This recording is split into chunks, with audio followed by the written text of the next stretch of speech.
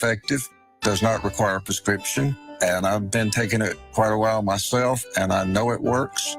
When I first started taking Prevagen, I noticed I could think more clearly. Memory was so much better. I wouldn't recommend something like Prevagen if I didn't think it was worth it because it worked so good for me. And I love it when the customers come back in and tell me, David, that really works so good. Makes my day. In a clinical study, Prevagen was shown to improve memory in subgroups of individuals who were cognitively normal or mildly impaired. Prevagen, at stores everywhere without a prescription. This product is not intended to diagnose, treat, cure, or prevent any disease. Testimonialist was compensated for their time.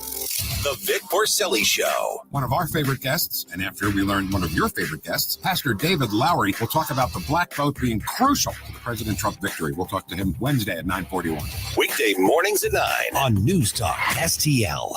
Tim Jones here for AMF Electric, in business since 1965, offering a full line of industrial, commercial, residential, electrical, and system services.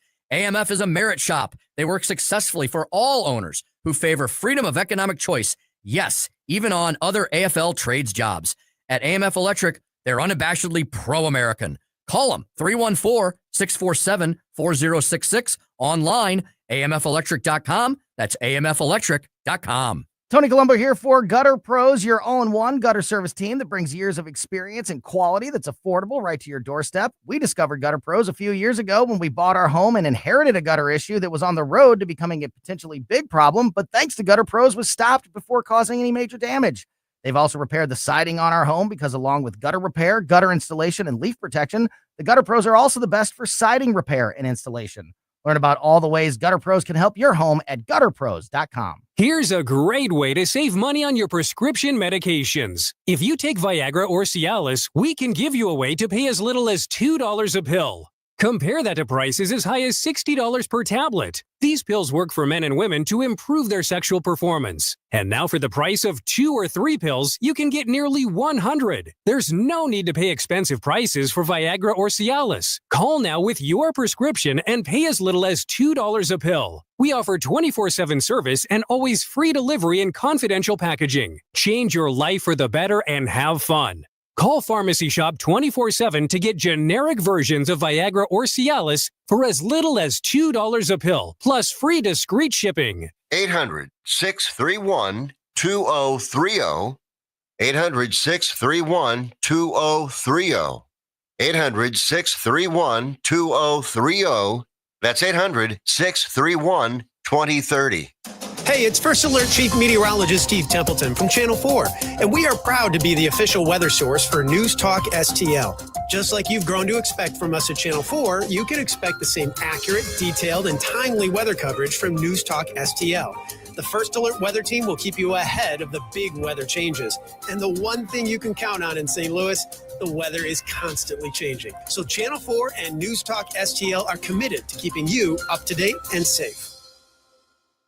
Trends weekdays at 4 p.m. Eastern on Fox Deportes and available at noticias.foxnews.com, the Fox Noticias YouTube page, and Fox Nation. Or listen and follow the podcast at foxnewspodcast.com or wherever you get your favorite podcasts.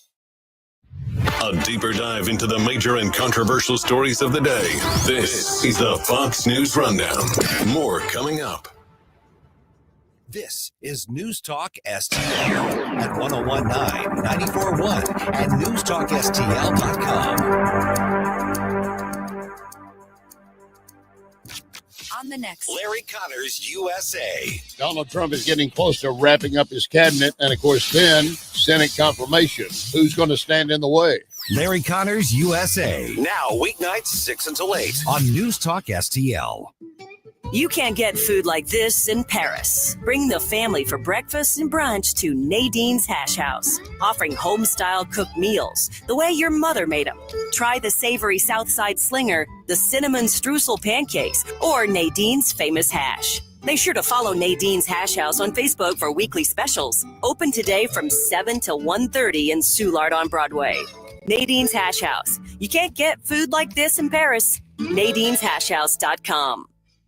Tim Jones and Chris Arps in the afternoon. He is Mitch Baden, president and CEO at Royal Banks of Missouri. And I'm very curious, how did you guys do in your 2023 economic forecast breakfast? Our audience actually got it right. Who would win the election? Now, again, we didn't know who the nominees would be last year, and they actually selected the Republican Party to win the presidency. So we were right on that one. Tim Jones and Chris Arps, weekdays at 4 on News Talk STL. When you're approaching retirement, there are a lot of questions to answer. Do you have enough money to fund your income for life? How should you claim Social Security? And what's your plan for health care and long-term care? Hi, I'm Eric Robert, Director of Investments with the ClearPath Wealth Management Group at Stifel and host of On the Money Saturday mornings at 9 on News Talk STL 1019. Don't leave your retirement to chance. It's crucial to understand and address relevant risks before you retire. Our team can help you get organized, guide you through critical retirement decisions, and create an investment portfolio designed around your needs. To schedule your free retirement plan consultation, go to clearpathinvesting.com. That's clearpathinvesting.com, or call us at 636-695-2650. That's clearpathinvesting.com or 636-695-2650. Stifel Nicholas and Company Incorporated, member SIPC and NYSE. The O'Reilly Update, brought to you by Seavers JCB. Visit them at their St. Peter's location. Bill O'Reilly here, and I'm warming up. Stand by for the O'Reilly Update Morning Edition. But first, are you feeling the impact of the recent changes in the timeshare industry? My friends at Lone Star Transfer are the only company I trust to help you. For more than a decade, they have successfully helped over 20,000 owners get out of their timeshare. With an A-plus rating at the Better Business Bureau, customer service is their priority. For a free consultation and a guaranteed solution, 855-551-7066 or go to LoneStarTransfer.com. On this Wednesday, let's go all the way with the swamp. If President Trump is really going to drain it, a giant suction plan is needed. Half measures will not work. Therefore, here are my cabinet nominees. Secretary of Defense, The Rock, Dwayne Johnson, big fellow, will not be intimidated by little Putin, may even pat him on the head. Secretary of Treasury, Oprah, many homes, lots of expensive things, got $2.5 million out of Kamala Harris for something, not sure what. Good negotiation, the woman knows money. Secretary of Transportation, let's keep Pete Buttigieg. It's a do-nothing job anyway, and Pete nailed that. Why change? Secretary of Chaos, new position, tailor-made for Kid Rock. Rock on, brother. And while we're on the subject of Taylor, Secretary of Cosmetics, another new position that Ms. Swift could easily embrace. Just the lipstick alone qualifies her. Secretary of Snacks, key position in the new White House. This is where Robert Kennedy Jr. should be. Carrot, celery, the whole thing. No Diet Coke, but that could be a problem. So those are my nominees. And finally, the big one, Secretary of Cable TV. So who controls the remote when President Trump is watching the news programs? We need Jake Paul for that. Back after this. If you own a vehicle with less than 200,000 miles, listen up. Car Shield is a low-cost monthly vehicle protection plan now available to you. This protection plan is at an all-time low price. Please call 800-925-7584 for a free quote. Drivers who activate today will also receive free roadside assistance and towing at no additional cost. That is 800-925-7584 right now. That is the Morning O'Reilly Update. More analysis later on. From the Michaels Flooring Outlet Weather Center. I'm First Alert 4 Chief Meteorologist Steve Templeton. We've got a cool down coming, some of the coldest air of the season by Thursday and Friday. We also have some windy days ahead. We'll start off near normal, though, on Wednesday. Low 43, some early morning clouds and sunshine in the afternoon, and a high of 54 but gusts out of the west at 35 miles per hour. So that wind's going to add a bite. Thursday, windy as well. Gusts perhaps up to 40 miles per hour, but an even colder day, 45 for the high temperature. Haven't had highs in the 40s this fall yet, but we'll have it Thursday with mostly sunny skies and a lot of wind. That's the latest from the First Alert 4 Weather Center. I'm Chief Meteorologist Steve Templeton. Have you noticed bad behavior has become normalized at interscholastic athletic events? Some fans seem angry. They lack civility toward one another. Some even get aggressive and unruly. Time out! What is going on? This has to stop. Let's not forget, school sports aren't just about winning. And they're definitely not an excuse to take your frustrations out on the official or the opponent. They're about teaching lessons like perseverance, respect, and empathy, so students can learn and grow as people, not just as players. We all have a role to play in setting a good example for our students and teaching them these important values. So fans, it's time to step up your game and behave positively at interscholastic athletic events in Missouri. This message presented by the MSH-SAA and the Missouri Interscholastic Athletic Administrators Association. Thanks for taking my call. News, analysis, opinion. Radio news junkie. Love every bit about it. News Talk STL. Watch us on our live stream using Rumble, Facebook, and Twitter.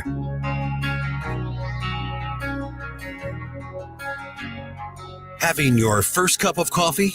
Mike's on his third. This is Mike Ferguson in the Morning on News Talk STL. Think about it for just a minute. Why does Drill Baby Drill resonate with so many people? Well, it's a very, very simple economic truth about supply and demand. Drill for more oil. Therefore, you increase the supply of gasoline. When the increased supply hits the market, it becomes less expensive and it's easier for more people to access. That's just a truth. That's just the way it is. So why wouldn't Build Baby Build do the same thing for housing? I mean, we keep hearing that housing costs are putting homes out of reach for so many people. So why not just build more housing? Well, because special interest and a lot of local governments don't want that to happen. They don't want less expensive housing all around. Right around 6:05, we're going to talk to the author of a new book. He's actually a professor at George Mason University, and it's a graphic novel, which is interesting, about his book, Build Baby Build, and why we need to reshape the conversation and put a little more free market back into housing. All right, good morning, Mike Ferguson here. Should Mike Johnson keep his gig as Speaker of the House? We talked to Rick Manning from Americans for Limited Government about that on Tuesday's show. He's making the argument that yes, he should, and here's why. Mike Johnson, man, I tell you right now, with him being Speaker right now, and then assuming he keeps the gig come January, he's going to have an incredibly slim majority, a few wildcats in the mix that like to stir things up. I don't know why anybody would want that job, to be really honest right now, but should he keep it? Among the groups, conservative groups who say, yeah, he should keep the gig as Americans for a Limited Government. And Rick Manning joins us right now. Rick, you guys have already endorsed him for another term. You're saying he should stay on as Speaker. Let's start right there. What is it that makes Mike Johnson the right guy at this point to run the Republicans and run the House of Representatives? He's the most conservative speaker we can get. Number one, he actually believes in the things that he says in terms of policy and the desire to cut the size and scope of government. He was on the stage with Donald Trump when Donald Trump gave his acceptance speech, meaning he's going to be able to work with the president. And the difference between the last year and now is he's actually has been involved in being speaker for a year. He now has the command of the power of the speaker, which he didn't before. He's putting people on committees. He's able to actually exercise the real power, the very real power the Speaker of the House has. He inherited somebody else's mess, essentially, and wasn't able to put his own fingerprint on it. Now he's got the political machine of a speaker, and he's got the power of a speaker, and that's going to make him. And he's got the President of the United States, he's going to be pushing his agenda. So he's got a lot of things going for him this time that he didn't last time. He was fighting against both Joe Biden and some people in his own caucus. Good morning, Rick. Gabe Bifer here. So, one of the challenges that I think he's going to have is the fact that his majority is so slim. How do you think he's going to manage to keep the herd of cats moving in the right direction? I think he's going to do that by following closely Donald Trump's agenda and having Donald Trump's bully pulpit being the thing that beats people into going along with the necessary compromises to get real conservative agendas done. And that's and the Trump agenda is not going to all be conservative agenda. Let's be clear. But when you're not fighting a president, you actually have the president. As a president who has an electoral majority and won more states than anybody thought he would, that guy has a lot of power going in. And for the next year, that power will be exerted on getting the House of Representatives to do the job. And Mike Johnson will be the perfect guy to kind of round him up and be able to get that job done.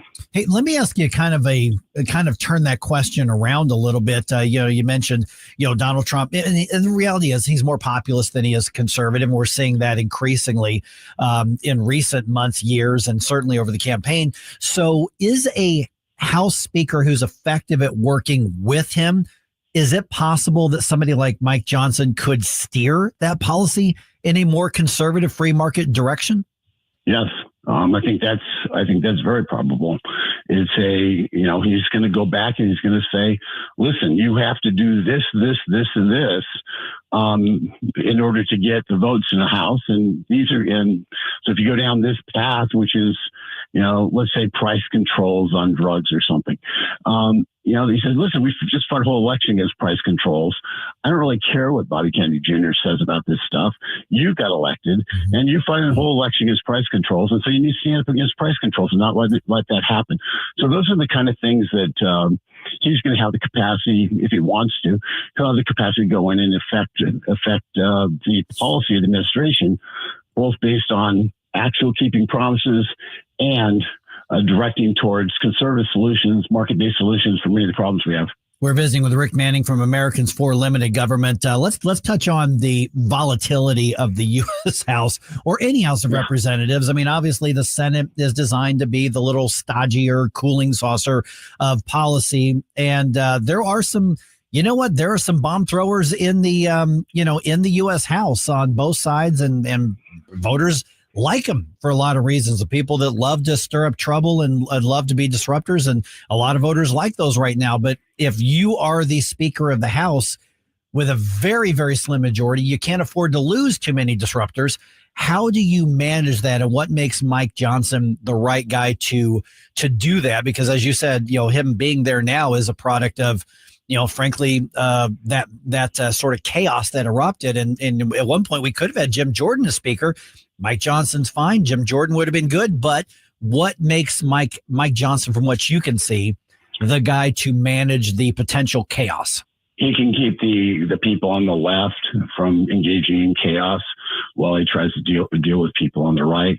And quite honestly, I've traditionally been a disruptor, and I will continue to be a disruptor. This is a disrupting administration, as you can see from his cabinet posts. So the key to that is, if you're getting 85% of what you want, sometimes people have to figure out that that's a win. And so that's how you get the disruptors. Is you say, what do you need to be in this to be able to vote for it? And they say it has to be able to do this, this, and this. Well, we can get this, this, and this done. Does that solve the problem? And that's just a matter of communication. And ultimately, the thing that the disruptors don't want is Donald Trump calling them out as being the people obstructing his policies. So you've got a hammer. And the hammer isn't Mike Johnson, the hammer is Donald Trump. But Mike Johnson has the capacity to come up with conservative alternatives that should meet everybody's needs. And it's a hard job. There's going to be times when he fails. It's an extremely hard job. Easy to be Speaker when you got 50 extra votes. Hard to be Speaker when you got 3 to 4 extra votes. But I think he's the right guy because, quite honestly, if somebody from the left came in, they couldn't get the right. So from the right, from the Freedom Caucus came in, they wouldn't be able to get the left. And he's more Freedom Caucus than he is moderate. And quite honestly, he's a nice guy. He's actually somebody you want to like. it's kind of astonishing. You don't meet many of those in Washington, D.C. He's actually kind of an honest guy. So I think he's got a shot. Will he succeed? Time will tell. But I think I'm excited because I think we actually have an opportunity for the first time in my lifetime to actually limit the size and scope of government and to make real substantive change, not only from an administrative level, but in Congress. And I think Mike Johnson's a guy who understands that. And he showed that when he was head of the Republican Study Committee, where he put up bills that were really they were pretty disruptive bills and supported them. And so consequently, I know where he stands. I know where his heart is.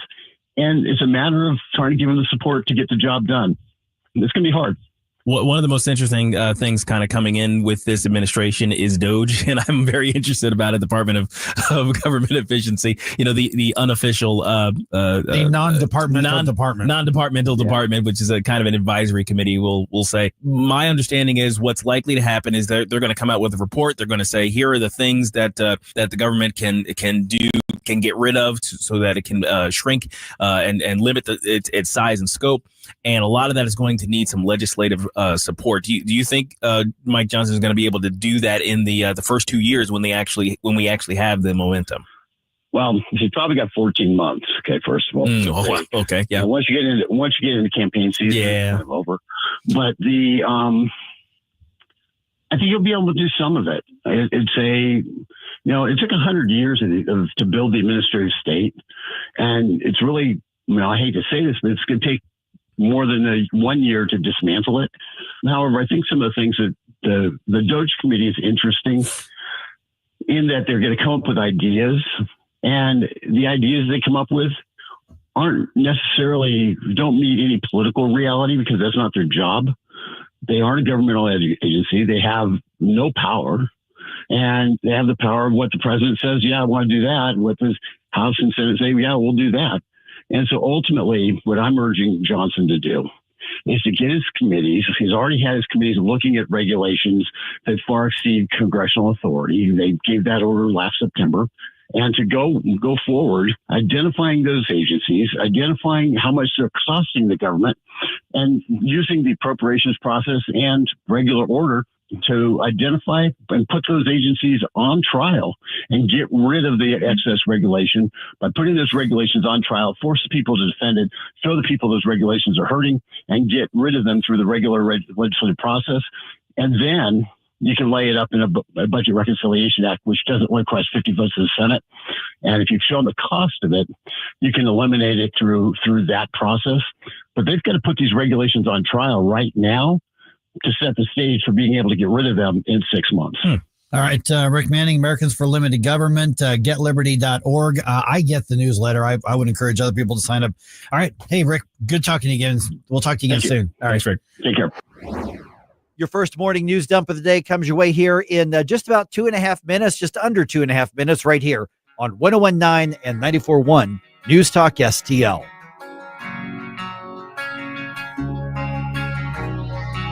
Like and subscribe to us on Rumble. News Talk STL.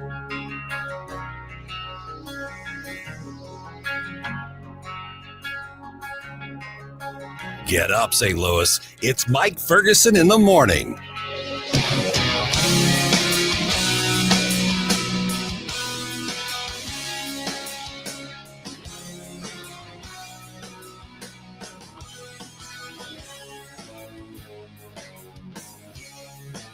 If you find yourself feeling out of place in the world, it's comforting to know conservative values haven't been abandoned everywhere. Thanks for being my voice in all this. This is News Talk STL. There are people out there that feel the way that I feel and say what I say. Welcome home.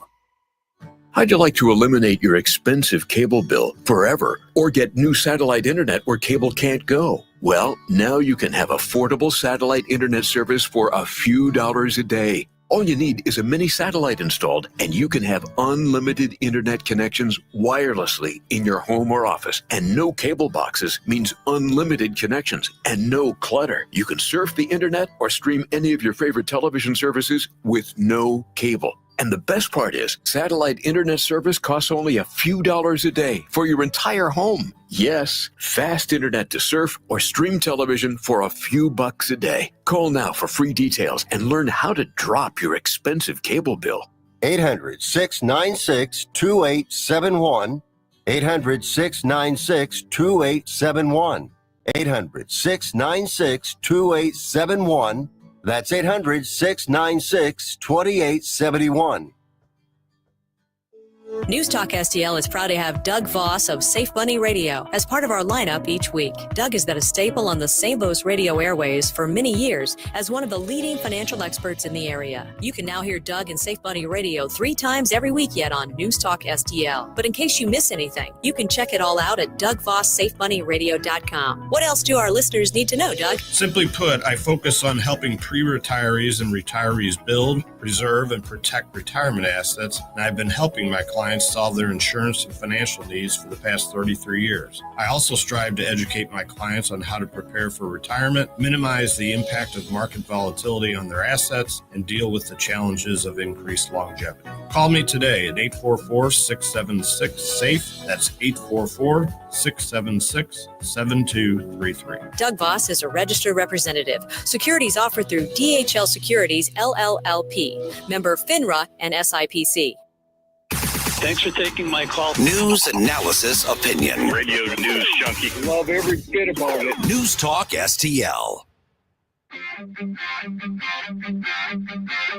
Hey everyone, this is State Senator Nick Schroer. I am the host of Stand and Fight every Sunday night. Right now, let's hear more of Mike Ferguson in the Morning Show here on News Talk STL. All right, Democrats in Congress, you know, the soon-to-be political minority, they are making it clear what they demand. Oh, they have plenty of demands still. I got a pound on the counter. What they demand. There it is. Okay. All right, a mentally ill man is elected to Congress, and now they got to figure out how to navigate that whole mess. Including bathrooms. Yeah, especially bathrooms. But the funny part is, and I say funny not as in humorous, obviously, is Nancy Mace is the one standing in the gap here. Mm-hmm. And normally you would think a woman who has survived the assaults that she's survived would be the one that they rush to emulate. You would think. Put on a pedestal. But no. Yeah. Because she's standing against a pervert. Yeah. Man. First woman to graduate from a military academy, Right. from the Citadel. Right. And but she says, no, the man can't come in the women's bathrooms in the U.S. Capitol. And she is just I wouldn't even say unbelievable. We knew this was coming, but it's just showing the far left for the gross, disgusting mindset that it actually is. Yeah, they didn't learn their lesson on November 5th, I guess. don't feel like pulling punches today. We're talking about this one at all. So, and I'm going to probably go so far as to some people, probably even on our side, are going to disagree with how harsh I think we should be on this. All right, it is 5:50 right now. Also, the Blues, not good right now. Let's dump some news on you here. The Morning News Dump. Are you joking? Is this a joke? Listen, folks. The Morning News Dump. Okay, quick note here. A precautionary, and I'm stressing the word precautionary, boil order is issued for a few neighborhoods in the city, and that is because of a water main break. The Vanderloo, Carr Square, St. Louis Place in North City neighborhoods, and the Benton Park, Marine Villa, and Soulard neighborhoods in South City are all affected. So they're recommending you boil any water that comes out of your tap before drinking, cooking, brushing teeth, anything like that. There has not been any danger or contamination detected or confirmed. This is purely a precaution, and they'll reevaluate throughout the day to see whether or not that's going to remain in place or not. All right, let's talk about the craziness that's happening in Congress here. Of course, the Democrats preparing to be the minority throughout Washington, D.C., as Donald Trump obviously not only is in the White House come January, but the Republicans taking over the Senate. House Minority Leader Hakeem Jeffries says unity is the priority for House Democrats. I don't believe him, but he also vows to stand firm and make some demand on the issues. We will protect the things that the American people have made clear matter to them. Protect Social Security, protect Medicare, protect the Affordable Care Act, protect the progress that has been made in the context of the climate crisis.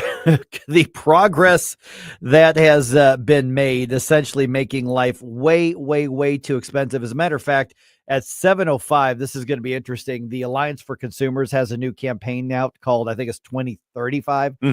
Basically, it's imagine living in a world where people like Hakeem Jeffries get what they want. There's a nightmare. Oh my goodness. They actually made a YouTube video of it. That's really pretty well done here. We should put it up on our social media. All right. There was an interesting hearing yesterday. The House Transportation and Infrastructure Subcommittee, which sounds really boring, like make your eyes glaze over. But actually what happened is they held a hearing regarding FEMA's response to Hurricanes Helene and Milton. FEMA Administrator Deanne Criswell was among those who was testifying, and she used her words to denounce the actions of a now former employee who told relief workers to skip homes with Donald Trump signs in them. I do not believe that this employee's actions are indicative of any widespread cultural problems at FEMA. FEMA, however, has taken appropriate action to ensure that this matter is fully investigated. That former employee's name is Marnie Washington, and she's told media, including Fox, that the agency is throwing her under the bus, and there is more of this than is not. She says it's not just me. This is just the way that it was, basically.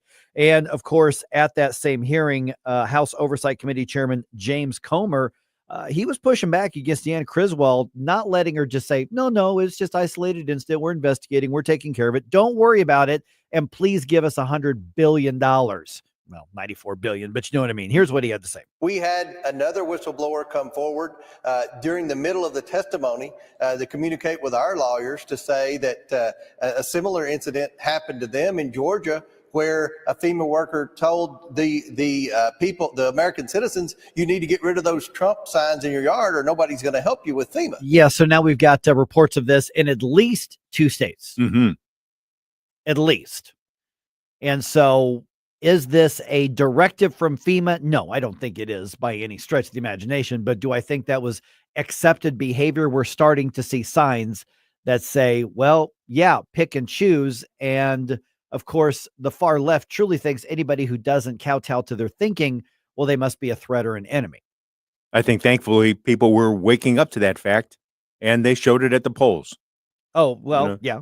But yeah, when it comes to this, of course, FEMA is going to continue on, you know, and you don't walk in and snap a finger and change a mindset, even with new administrators and a new president. So this is one of those where a lot of times in Washington, D.C., the hearings are just for show. I mean, that's really what they are. They're a song and a dance. And on this one, though, this is bigger because at the last minute going out of the Biden administration, they're saying, okay, we went, $95 billion, whatever it is that they want, almost $100 billion to backfill FEMA because they spent all this money on hurricanes, which they did, or hurricane relief and rescue, which they did. But at the same time, you've got questions over, wait a minute, why are we going to just rush to backfill because you spent that money when you also wasted all this other money? We want some systemic changes in how you handle the money and what and who you prioritize before we automatically just write the check, which, by the way, would probably come from borrowed money anyway. Man, so a lot going on there. Okay, we're going to get into this in more depth here. South Carolina Congresswoman Nancy Mace introducing legislation to ban men who pretend to be women. The news copy says ban transgender women. That is not a thing. It's not a real thing. That would ban men who are pretending to be women from using women's bathrooms on Capitol Hill. This comes as Sarah McBride, that's what his name is, was elected to Congress from Delaware. And he is a man who pretends to be a woman and demands everybody call him a woman. I don't know what his actual given name is. I think he's legally changed his name to Sarah McBride.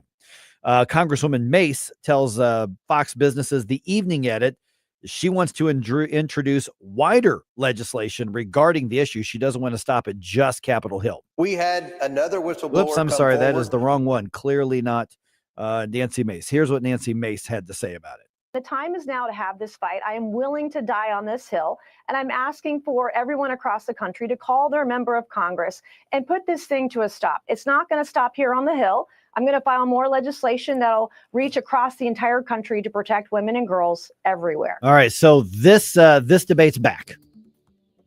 And we're going to get into it in a lot more depth right around 6:35, I think.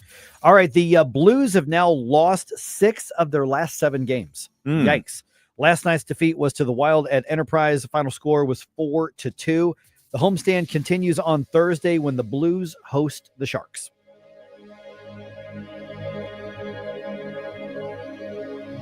When it comes to spending your tax dollars and teaching your kids, governments and school districts should be an open book. But in Missouri, that's not always the case. Recently, the Show Me Institute sent out a sunshine law request to school districts across the state, asking for information on whether certain topics are being taught. Specifically, a controversial one called critical race theory was included in the list. Many districts didn't respond. Some wanted to charge large fees to process the documents. Lee's Summit outside Kansas City wanted over $35,000. A rural district, Morgan County, wanted $15,000. The Sunshine Law does allow charging a reasonable fee for sending out information, but there's nothing reasonable about $35,000 or $15,000. These districts should want to be transparent about their curriculums. Taxpayers deserve to know what their kids are being taught. Learn more at showmeinstitute.org. The Show Me Minute has been brought to you by Show Me Institute and Show Me Opportunity.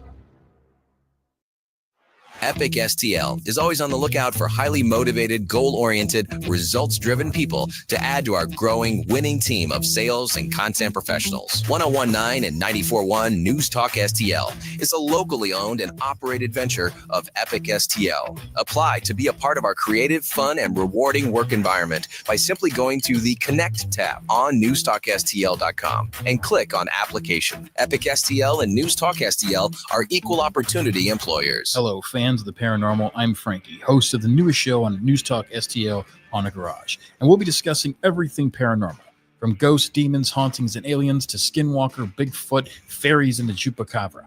Every Saturday night between 9 p.m. and 10 p.m., me and Jeremy will discuss mysterious events in St. Louis and surrounding areas, including gateway families and unsolved true crimes. That's right. It's all right here exclusively on News Talk STL from 9 p.m. to 10 p.m. every Saturday night.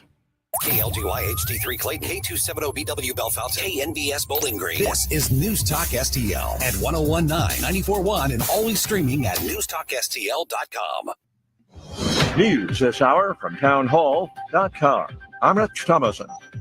The Pacific Northwest taking a beating from a powerful storm, a bomb cyclone generating high winds and flooding rains.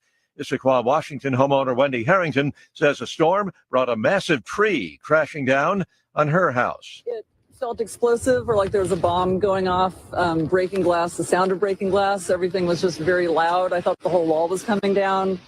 And then you see the branches and then the glass. There's glass all the way to the back door. I don't know if the roof is okay. She spoke with ComoNews.com. The ferocious storm has left hundreds of thousands without power.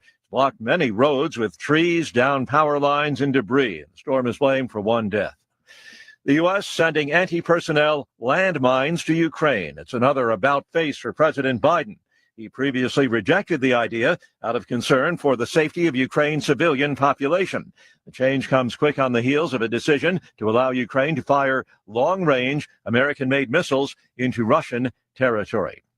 Donald Trump continues to assemble his team, looking to hit the ground running 2 months from today. The president-elect said he is nominating longtime TV talk show host Dr. Mehmet Oz to lead the Centers for Medicare and Medicaid Services.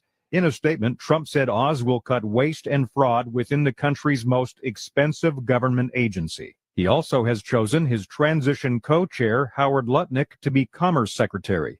Lutnick, who was said to be in the running for Treasury Secretary, is a billionaire who heads the brokerage and investment bank Cantor Fitzgerald. Greg Clugston, Washington. Los Angeles on its way to becoming a sanctuary city. In the first of 2 votes, the city council has approved the statute, which the mayor says she supports. Watching Wall Street, Dow futures 81 points higher. NASDAQ futures up 24. More on these stories at townhall.com.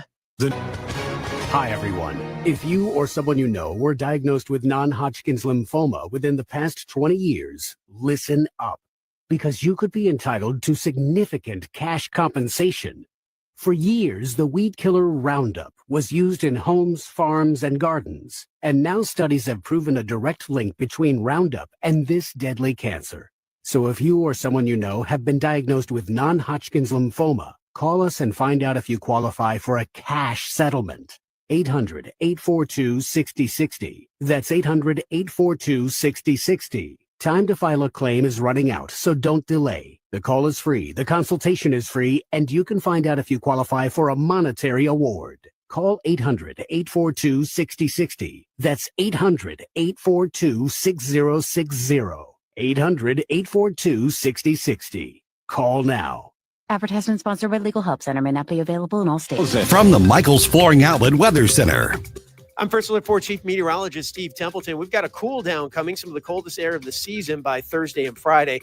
We also have some windy days ahead. We'll start off near normal, though, on Wednesday. Low of 43, some early morning clouds and sunshine in the afternoon, and a high of 54. But gusts out of the west at 35 miles per hour, so that wind's going to add a bite.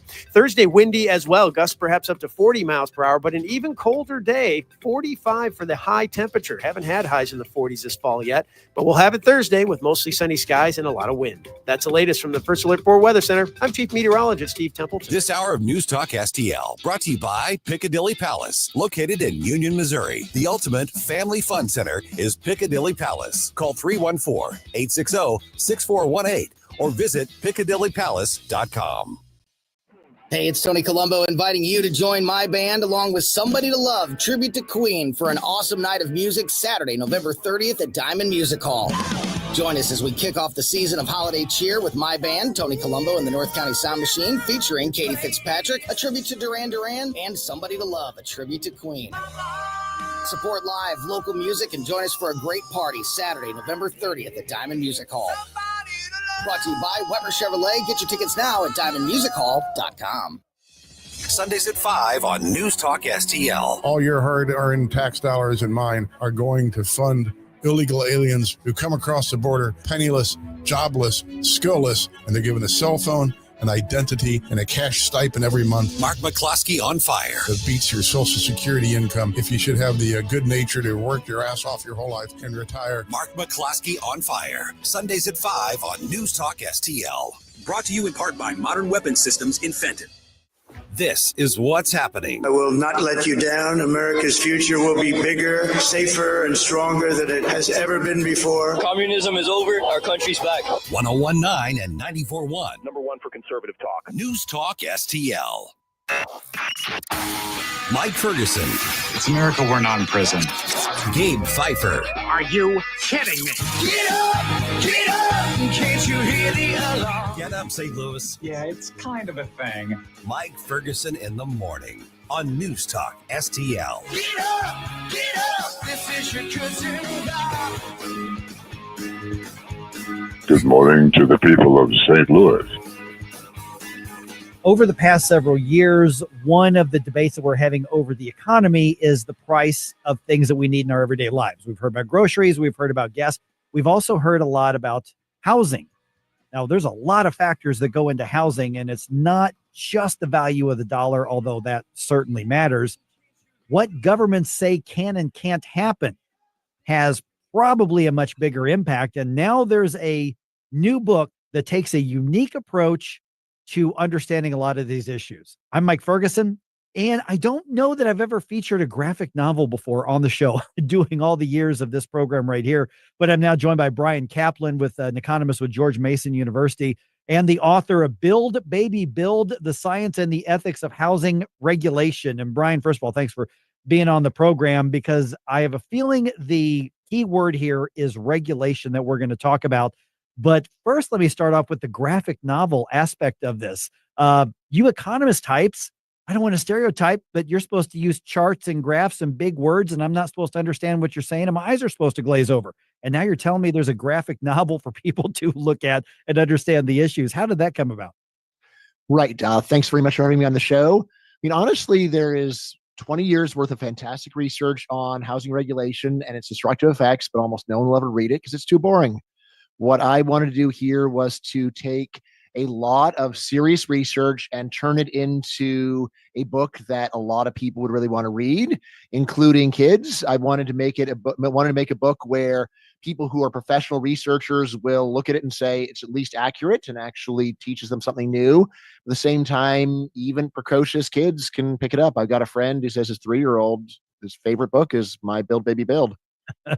And let's talk about those regulations, because, we've got the presidential campaign just addressed housing with both candidates talking about different things they wanted to do from a federal level. But when we talk about the regulation, we're generally talking about obstacles at the local level, correct?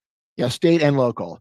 I mean, really, what it comes down to is the government treats developers like criminals. Someone says, I want to build something, like, well, what the hell are you doing? What are you planning on? Let's go and look at it. And then almost whatever you want to do, like, no, you can't do that. So, like, most obviously, we want to build skyscrapers, almost impossible in most cities.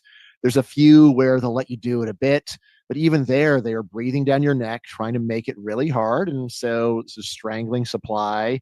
Multifamily homes, you want to build apartments or townhomes, government gives extra scrutiny to that. But even for single family homes, what the government will generally do is say you've got to use a lot of land for every house, which means that you can't build that many houses. I've been on a planning and zoning commission before. I've been on a board of aldermen before. I know exactly what you're talking about. And let me give you what I heard and what I dealt with when I was in those appointed and elected positions is, well, we have a master plan. We know what we want our community to look like. We don't want just anybody coming in here. Never a mention of private property rights, but it's a matter of, well, if the neighborhood doesn't want this, or maybe my favorite, it's going to affect property values. Therefore, we need to vet, filter, and even keep out some things that we don't want here. Is there a balance between community rights and community desires versus meeting that market demand? Because we're talking about supply and demand, but we're really talking about government screwing up the supply side. I mean, the main thing that's going on in all this complaining is that obviously when you build new stuff, it does cause some problems, but it also causes a bunch of good things that almost nobody talks about. It's almost never happens. Someone comes to a meeting and says, if we build more homes in this area, there'll be more kids for my kids to play with. We should totally build them. Like that person doesn't show up. The people show up are people saying, oh, there's going to be problems with crowding or traffic or parking, which generally there's something to it. But the net effect, a sensible person considers all the good and all the bad. And all the evidence we have is that building more stuff is on balance good, and yet government tries to stop it. And again, treats builders and developers like criminals, like, prove to me there won't be a problem. Well, yeah, like there's always a problem with anything you do, but why don't we think about the net effect, what's good on balance, instead of just being negative Nellies, which is the way that governments generally operate. The book is called Build Baby Build: The Science and Ethics of Housing Regulation. The book is out It's now. available right now. Yeah, and a great stocking stuffer. So if you want to go and give a kid a book they'll actually read, give them Build Baby Build. All right, and Bryan Caplan is the writer. That's who we're visiting with right now. Let me ask you about the word ethics in it. Ethics of housing regulations. So often this is couched as, well, this is a practical discussion. You can't build that apartment complex there because that secondary thoroughfare is only 2 lanes, or the school district isn't equipped to take on 500 more kids, or whatever the case is. Those are the logistics of it, and that's often the excuses used to stop something. What do you mean when you say the ethics of it? Well, what I mean is, what is the way that you think about whether it is a good idea to build housing or not? What are the ethics about whether you should be proving new stuff? So like really what I do is just consider a bunch of standard philosophical views, things like utilitarianism. We should do what's best, or what maximizes total human happiness. And I said, all right, well, let's think about it that way. Right. So, are we really maximizing human happiness by making it really hard to build stuff? And then where are the people that don't move into your area? Where are they going to live instead? Right. So they're going to have to live far away or in a worse area. So really what I want to do here is, when someone is defending regulation, normally there's actually a moral fervor to it. If you go to a meeting, sounds like you have been to meetings, there's a great deal of self-righteousness in those meetings. Like, we're the people that are standing up for our community. The question is, well, what exactly are you doing? Are you really going and making things better for people in general? Are you making things better even for the people in your community? or are you hyper focused on complaints? And I say that's really the basis for housing regulation, is taking complaints way too seriously and not thinking about the big picture, which is cheap housing is a key component of high quality of life. If you make housing really expensive, then only rich people are going to be able to afford a nice place. If you make it cheap through abundance, then it's something that most people will be able to enjoy. The reality is, and I don't know that people will say this out loud or publicly, but my experience was, but we want the rich neighbors. We don't want the poor neighbors who need the cheap housing. They can go somewhere else because we think they're going to bring a bunch of problems, whereas the rich people are going to bring in a bunch of money. That's what they won't say out loud, but I think that's a large part of these complaints. And yes, I've been to more of these meetings than I'd ever care to recount at this point. I mean, honestly, I think you're being optimistic.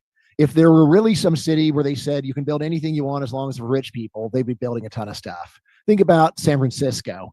If you were able to go and buy up those small 2 and 3 story townhomes and put in skyscrapers, those would all be housing for rich people because it's downtown San Francisco. And yet San Francisco won't even let them do that. This is stuff where you could go and create billions, probably maybe a full $1 trillion worth of value just by allowing them to buy up all of those historic homes, knock them down and put up skyscrapers, which would be for rich people. And yet they wouldn't do even that. So I think the real story is just there is a extreme negativity towards any kind of progress in this area.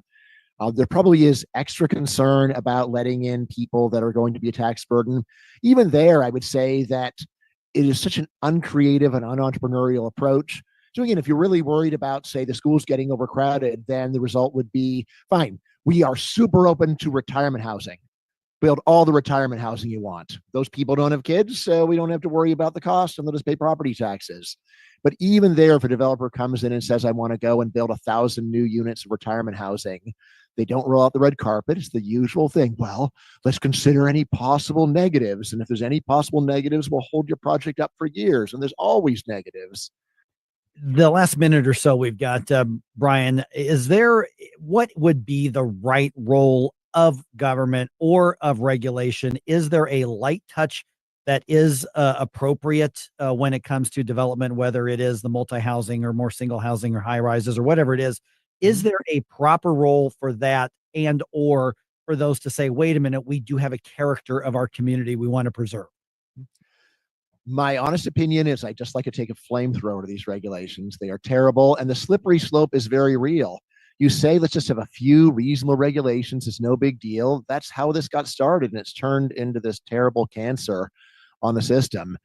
Before we had the housing regulation that we're familiar with, we had 700 years where basically the owner of the property can do whatever they want on it. And if you don't like it, you have to sue them, which is a feature, not a bug, because it's hard to sue. Human beings naturally tend to have unreasonable complaints. And if they have to go and fight it out in court, this really shuts up most of the unreasonable complaints. That was the better system. And the closer we go back to that, the better. All right. Bryan Caplan, the book is Build, Baby Build, The Science and Ethics of Housing Regulation. And we're pretty much out of time, but I also want to point out that the key way to build wealth in this country is, frankly, home ownership, and making that more affordable actually lifts more people out of poverty as well. Bryan, thanks so much for being on the program. Great having been here. Thanks a lot. Okay, this isn't so much a Republican and Democrat thing. It is, some people would call it local control. Other people say, hey, no, we have a vested interest in what you can do with your property. Other people say, like Bryan, saying, you know what? We have a shortage. Let the market meet the shortage. Yeah, what do you think? It's not as cut and dry as a lot of people would say on either side. 314-912-1019. This is 1019 and 94.1 News Talk STL. Mike Ferguson in the morning. Don't try to make me stop. Inspiration. You have a soul so dark it is no more. And all at once depart, no destination. Making cold my heart to fight your war. Stop it right now. I have had enough of this. Turn my eyes to your indifference. Stop it right now before you blow us all away. You wanna do that? Get up, can't you hear the alarm? Get up, this Looking for a top quality tactical gear and expert advice? Look no further than Discount Tactical, your one-stop shop for all things firearms and self-defense. Located in the heart of Warrenton, we've been serving the community for 3 years with our friendly, professional, and knowledgeable staff. From custom AR builds and silencers to the largest selection of parts, we've got you covered. Self-defense weapons, SBRs, knives, ammo, custom holsters, weapon lights, optics, and body armor. Discount Tactical, online at discounttacticalarmory.com or stop by today and gear up with confidence. Tony Colombo here for the cleaning pros at Zero Res, the team we trust with keeping our home clean and healthy. And the folks at Zero Res know how important it is to you to have a clean, healthy home this holiday season. And that's why they have this great offer for you right now. Book a cleaning with Zero Res in November and mention the Colombo special, and you'll get 3 rooms of carpet cleaned starting at just $129. Plus, you can take $75 off an air duct cleaning. Again, just mention the Colombo special when you call 314-474-2020 or when you book online at ZeroResSTL.com. I'm so tired of my water smelling like rotten eggs, ironbound. It makes my clothes and home smell, and my sink and faucet look dirty. I'm calling Jones Air and Water Treatment for their solution to this pollution. Jones Air and Water Treatment has a solution to your pollution. Call now for your free water analysis at 636-899-1040 and live with clean, great-tasting water. That's 636-899-1040 or joneswater.com on the web. Call us now. Are the days of a personal doctor gone? Not at Body of Health Direct Primary Care. I'm Dr. Randy Tobler to share how our design is putting the care back into healthcare. Plain and simple, our members, not insurance companies, get our exclusive focus. That means same or next day appointments, responsive answers to your concerns, and a no-spin, big tool chest approach. It's about time you get serious time devoted to your medical needs. To learn about healthcare the way it ought to be, schedule a discovery call today at bodyofhealth.com. That's bodyofhealth.com. This hour of Mike Ferguson in the Morning is brought to you by Stifel. Request a portfolio review from your Stifel financial advisor at stifel.com. That's STIFEL.com. Dan Bongino here. Keep it on News Talk STL because my show starts at 11 a.m. Right now, it's back to Mike Ferguson in the morning.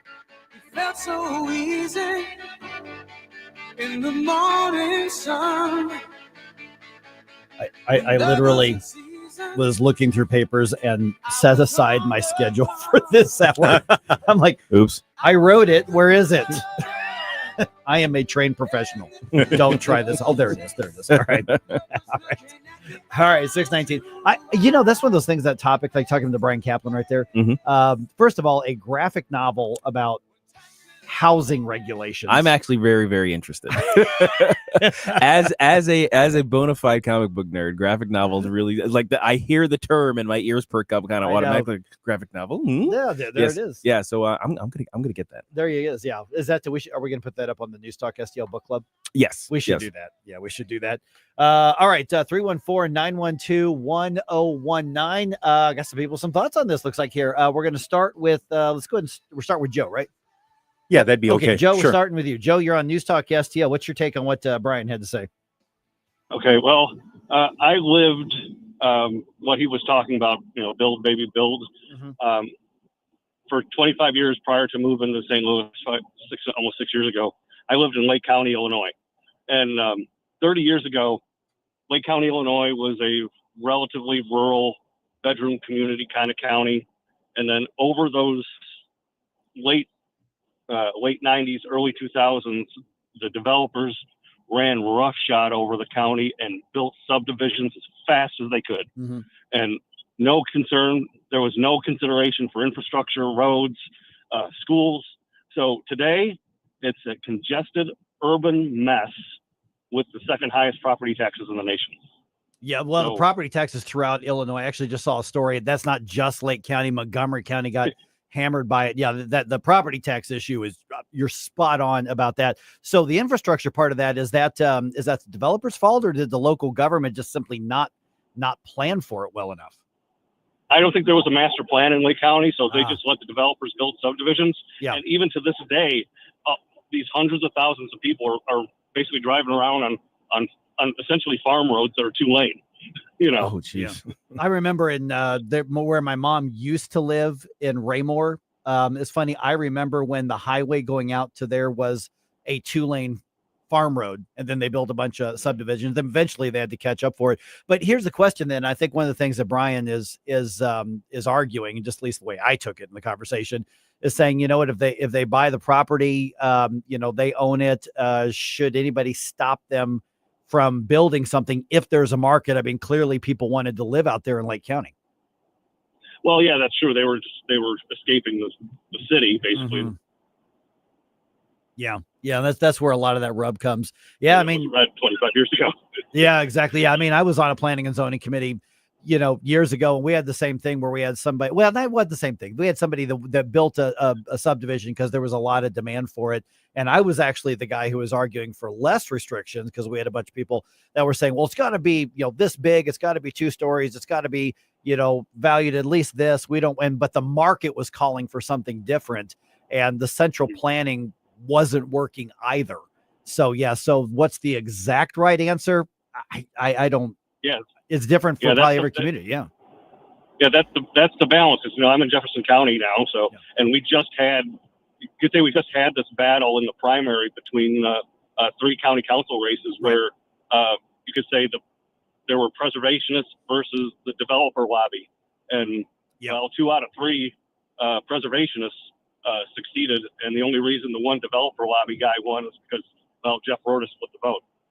Yeah, there was because we did our live remote. We did a broadcast from Jeff County. I got a kind of a crash course in a lot of that, and there was a lot of discussion about how to deal with growth. There was a lot of it because there's a lot of people who want to move to Jefferson County, frankly, to get out of St. Louis County, and in St. Charles County and in Jefferson County both. What we are finding is a whole lot of people are saying, no, we don't want you here.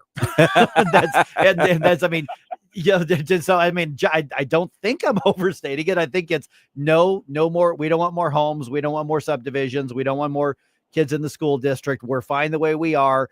We're fine with our property values going up. Stop building stuff. And so you've got a conflict between, what you're calling preservationists and the market saying, hey, there are people who want to move to Jefferson County. And then we wonder why housing is so expensive when you won't let anybody build it.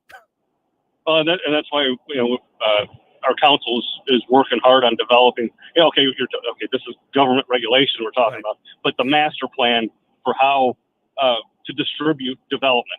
Have certain areas that are high density, and then keep certain areas that are rural, kind of still rural. It's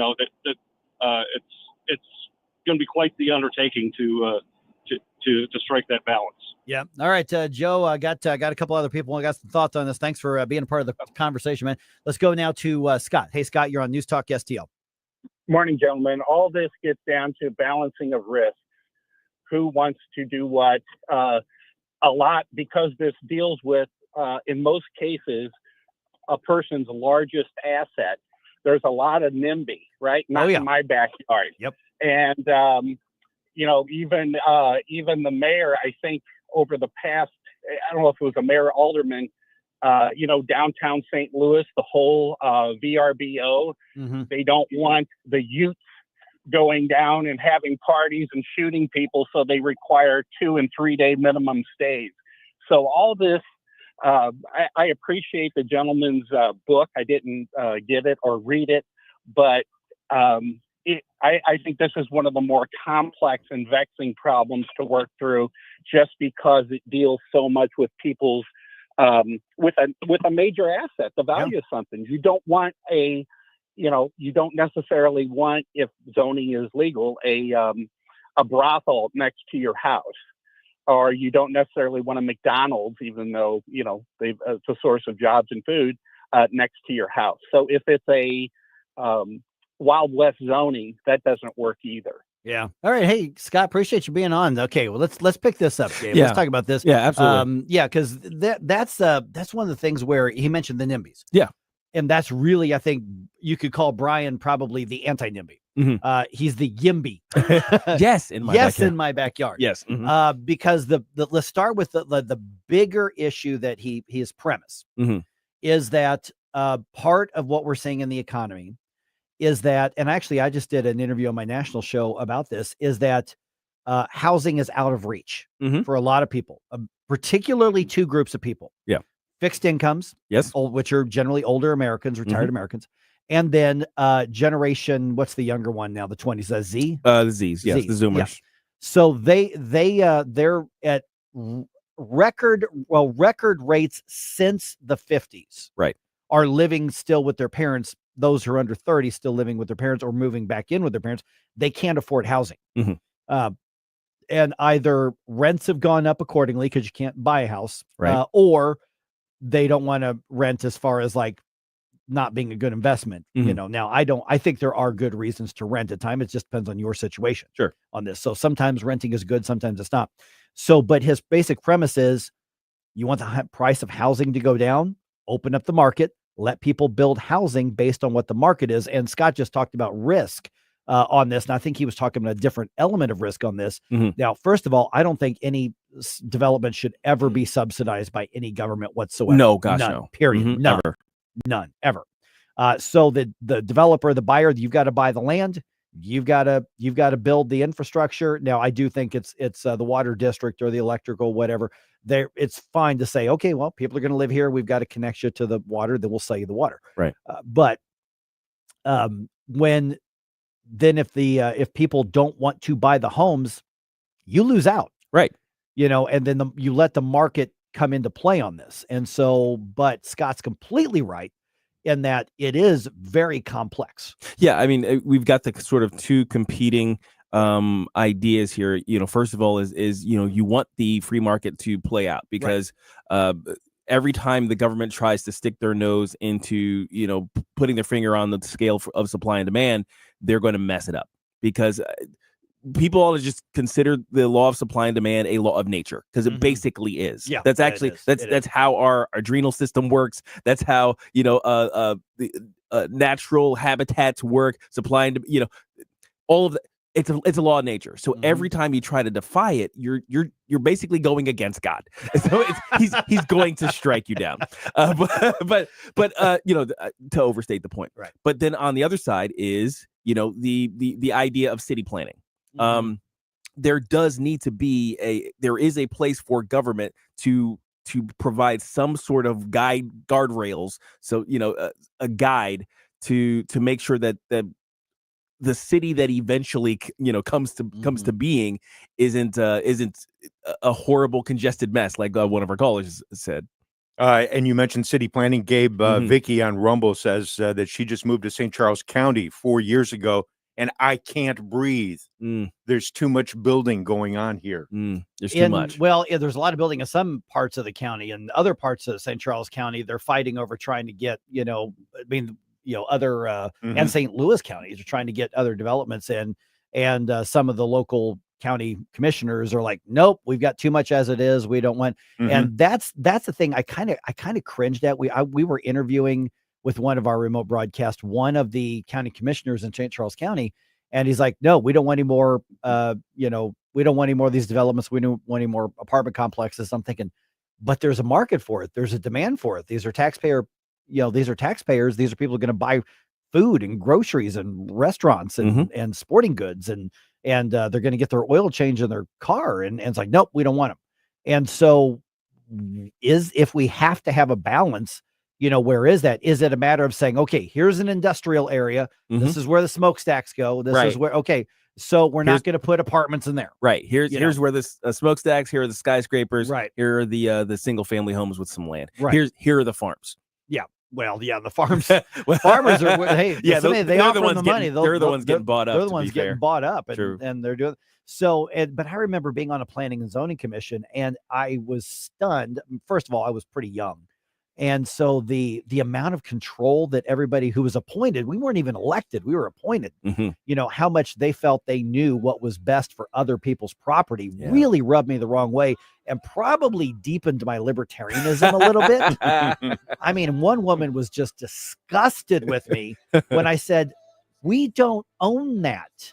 If the market's calling for a one-story home worth $200,000, why are we insisting on a two-story home worth $500,000? Because that's our plan. That's what we want our community. Like, you don't own the property. One point they're like, we have to have these regulations. She said, how would you like to live next to a purple house? I did live next to a purple house at that moment. I well, I do live next to a purple house. It's fine. I was like, it's my life's fine. He goes, well, that's just you. I'm like, I didn't ask your permission. All right. 314-912-1019. What radicalized you, Mike? The purple The house. purple house Apparently the purple house did. And Harry Brown's books.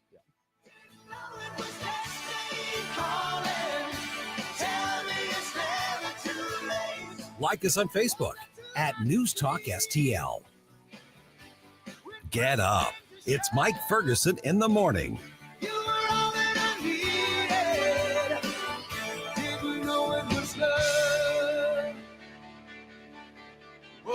Allman Report.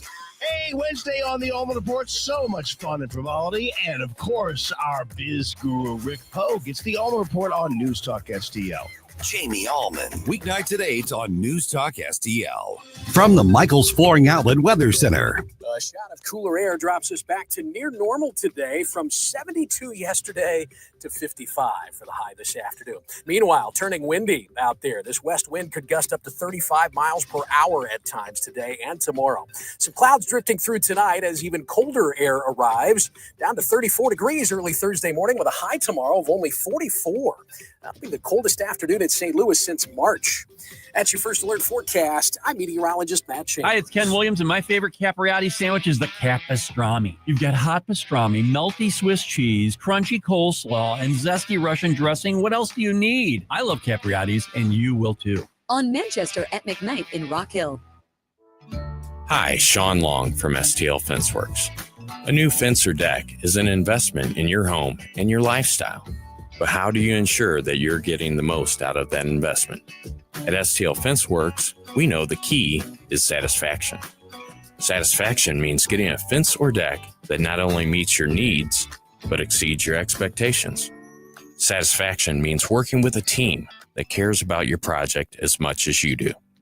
Satisfaction means having confidence in the quality of your new fence or deck, knowing that it was built with the best of materials and workmanship. STL Fenceworks, your satisfaction is our passion. And for me, satisfaction is knowing that providing for your family is how I provide for mine. Visit stlfenceworks.com and experience the satisfaction in making your backyard dreams into a reality. With the average funeral bill over $9,000, are your loved ones prepared? Speak with Benjamin Schaefer at Senior Memorial. Contact Benjamin at memorialplans.com. Memorialplans.com. Senior Memorial, everlasting protection.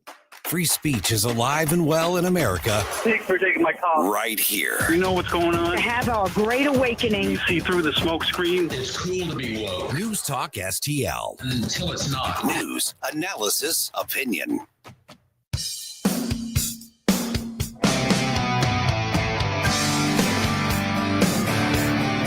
Bill O'Reilly here. Check out the O'Reilly Update this afternoon at 3:45. Right now, it's back to Mike Ferguson in the morning on News Talk STL.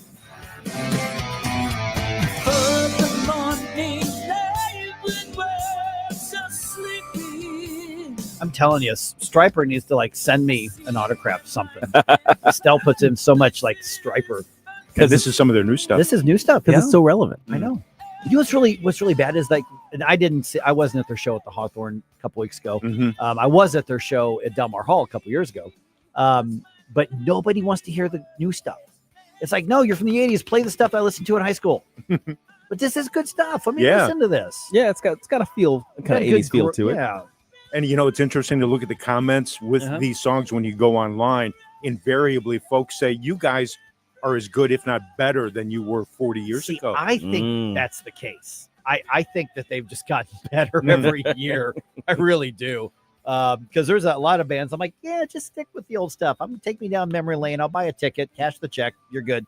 But a couple of the bands, man, they just get better and better. I mean, we it sounds foofy to say it, but they're artists. They create. Yeah. And there's a lot of them to say, if I don't stop creating something, I feel like I'm going to wither away, and then they just get better and better and better at their craft. I mean, it's a vocation. It's craft. And amazingly, their vocals have maintained the quality from back in the day. I mean, this is like listening to Soldiers Under Command but 40 years later, they still sound as good, or if not better. Yeah, and they've been through a lot because, their guitar player, he goes by, his stage name is Oz Fox. Mm-hmm. He's been through round and round and round of cancer, brain cancer. It's amazing that he's hanging on there, but he keeps coming back, and so that affects a lot of things there as well. All right, 6:37 right now. Okay, there are a lot of dumb voters in Delaware. Oh, did I say that? I just said it. Right. They elected a man in a dress who pretends that he is a woman to Congress. Now, he's actually a state senator now, and they've elected this guy to Congress. He goes by the name Sarah McBride. I'm assuming he's legally changed his name to Sarah McBride. So the question is now what? And it's a whole thing in Washington, D.C., and the whole trans issue is now front and center, and Nancy Mace is the one standing in the gap here.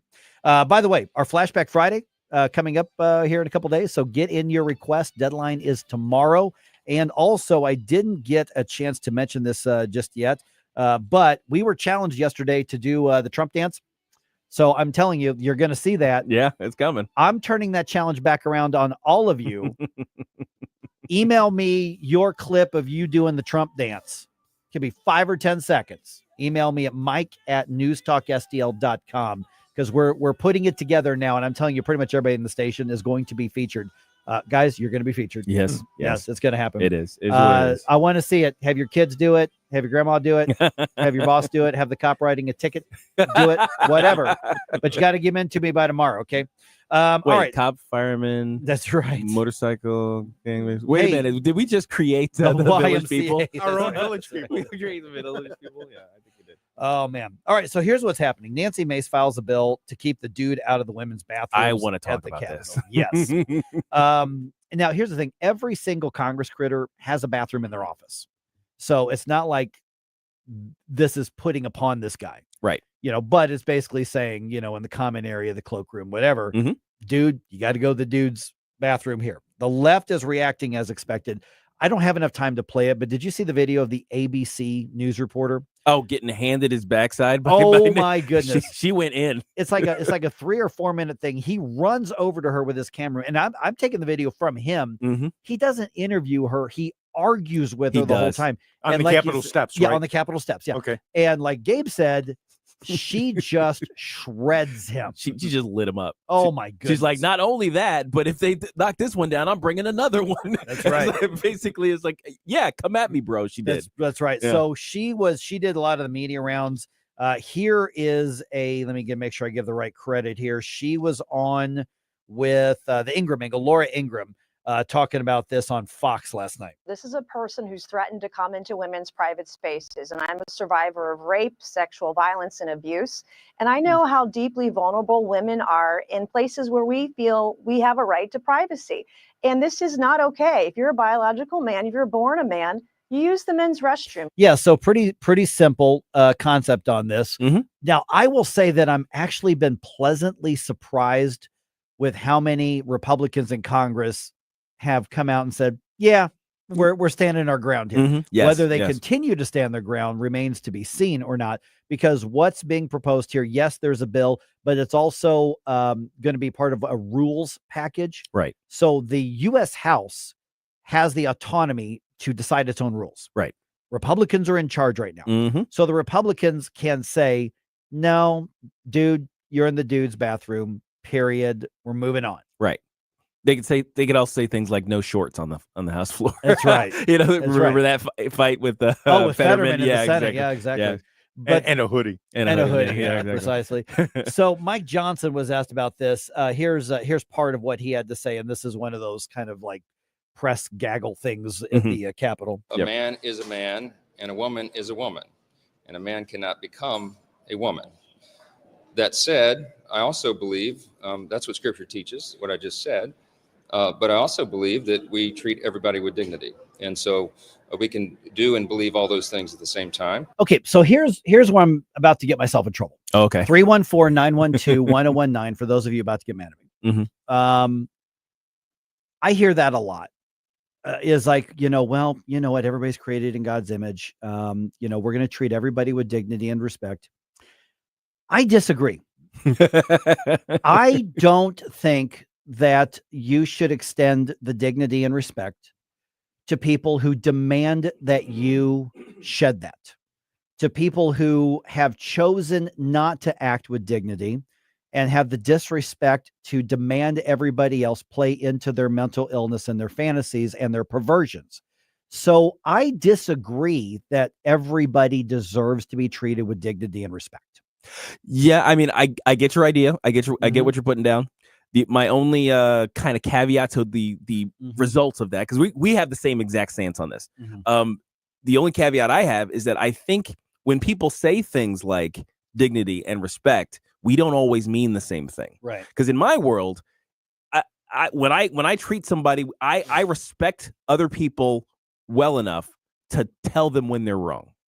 I think that's a sign of respect to be able to tell somebody to their face, I think you're wrong, or I think this is true and you are living in a lie. Yet I think that is a form of respect. I think that's a form of love, because the thing is, no parent parents their child, lovingly parents their child into their own delusions. Oh, of course you are a pickup truck, Johnny. Right, yeah. It's like, why don't you go run out there in the streets and run along the semis that are going there? It's like, go, Johnny, go. Who are they to tell you what you can and can't be? Of course you can fly. Here, let me help you up onto the roof of the garage. Yeah. Like, a loving parent knows that sometimes love requires that you correct and that you argue with people about what the truth is. And sometimes you might even have to exert your authority or even shame somebody because they are living outside of reality. Now, one of the things that you do that is a tradition that goes back literally to the 1700s in this country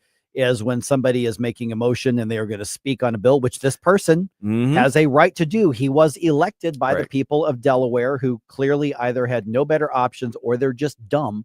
And you say the gentleman from Missouri, the gentle lady from Illinois, what are they going to do when this guy gets up to speak? They should, under the House rules, say the gentleman from Delaware. And because the argument that cheers, it's not, what's the big deal? Just use the pronoun. Just use, and by the way, there was a Republican and I forgot who it was. I wish I should have grabbed the thing, but he walked up and he goes, "Hi, my name is," whatever his name was. And he goes, "My pronouns are Republican majority." And then you saw people in the back like, it's like, oh, snap. All right. But this is one of the things that the country clearly rejected. Yeah.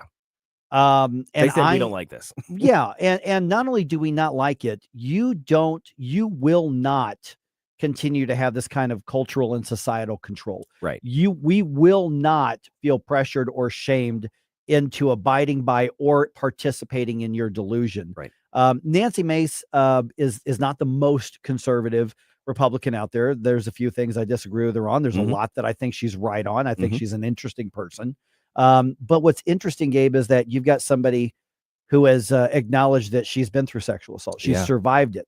Normally, that's exactly the person that the women's movement wants to rally around, put on a pedestal and protect, and they're making her the villain. Yeah, it's amazing. I threw that out there on Twitter in response to something or other. I said, okay, feminists, here you go. Right. A rape survivor versus dude. What, who do you got? Who are you protecting now? Dude in lipstick.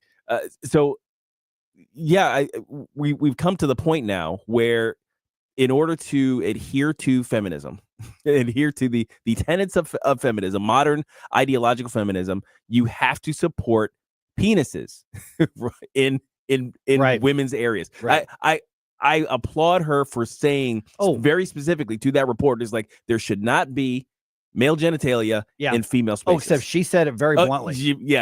Kind of like I did. So she did. And the fact that she's standing firm, not backing down, looking this reporter right in the eye. Oh, yeah. Not backing down, She's not not saying, couching well, her no, let me language. explain what I'm. No. I'm right. You're wrong. This is a matter of right and wrong. This is about a moral versus immoral. And what I hope is that if we're at one of those fulcrum points culturally, that we follow through and run this nonsense back into the fringes, back into the closet, if you will. Absolutely. Absolutely. And not feel bad about it at all. And then try to start repairing the damage that we have done societally and generationally in this country. I think Nancy, and correct me if I'm wrong here, I think she actually came out and said, this is a hill I'm willing to die on. Yes, absolutely. Yeah, I've actually got that soundbite. Okay.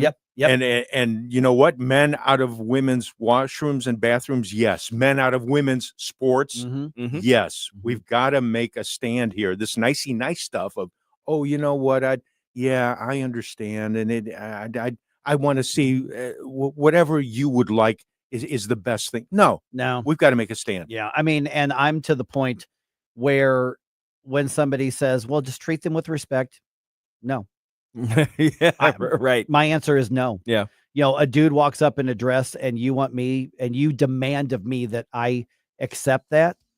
The answer is no, because you're showing an active disrespect and attempt to manipulate and control me.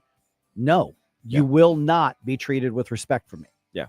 My respect is going to look different. I'll say that. Yeah. way. I'm not going to go out of my way and call you names or bash you or anything like that, but I will not participate. And I frankly, I'm not going to go out of my way to be mean, but I'm not going to go out of my way to be nice. I will not treat you with the respect or with dignity that you claim you deserve, because you've chosen to give that up. Yeah. I mean, come on, guys. If you're not nice with your friends, why should I be nice? That's right. Why should I be nice to a stranger who thinks he's a chick? That's right. Precisely. All right. Got some thoughts on it? Let's talk. 314-912-1019. This is 1019 and 94.1 News Talk STL. We give you news, analysis, opinion, and more. Only on News Talk STL.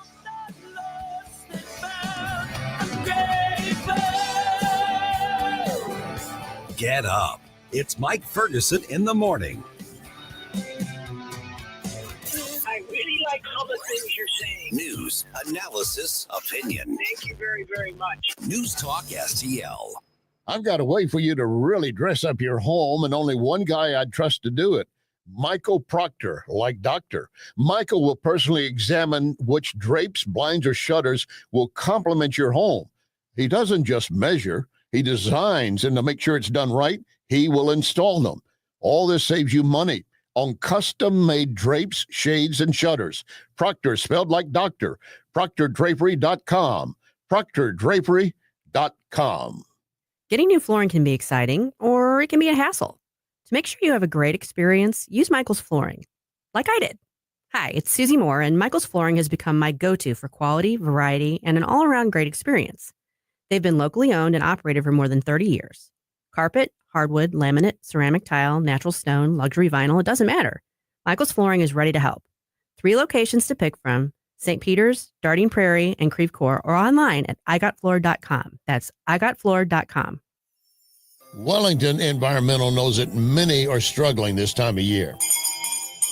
Wellington is an advisor to the Salvation Army Gateway Citadel, and they have a way to get more people involved. Bell ringers are really needed, and they have some great spots open in South County. Wellington will help schedule for you. So if you can give an hour, maybe 2, this Christmas season, ringing a bell is fun and uplifting. You sign up 6 or more to ring for an hour. Wellington Environmental will make a customized sign on top of the bell, and you can put your family name, your team, your company, all for free. Great opportunity to help out others this Christmas. Contact Wellington, 314-644-4930, 644-4930, or WellingtonSTL.com. This hour of Mike Ferguson in the morning is brought to you by Stifel. Request a portfolio review from your Stifel financial advisor at Stifel.com. That's Stifel.com.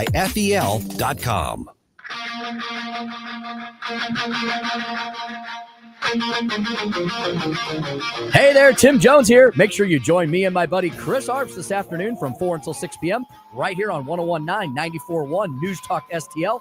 Right now, let's get back to more of Mike Ferguson in the morning. All right, Democrats in Congress, soon to be the political minority across the board, they are making it clear what they demand in the next session. Oh, really? Demand. Okay. Finger in the air. Demand. You mean besides bathrooms? Yeah, exactly. Yeah.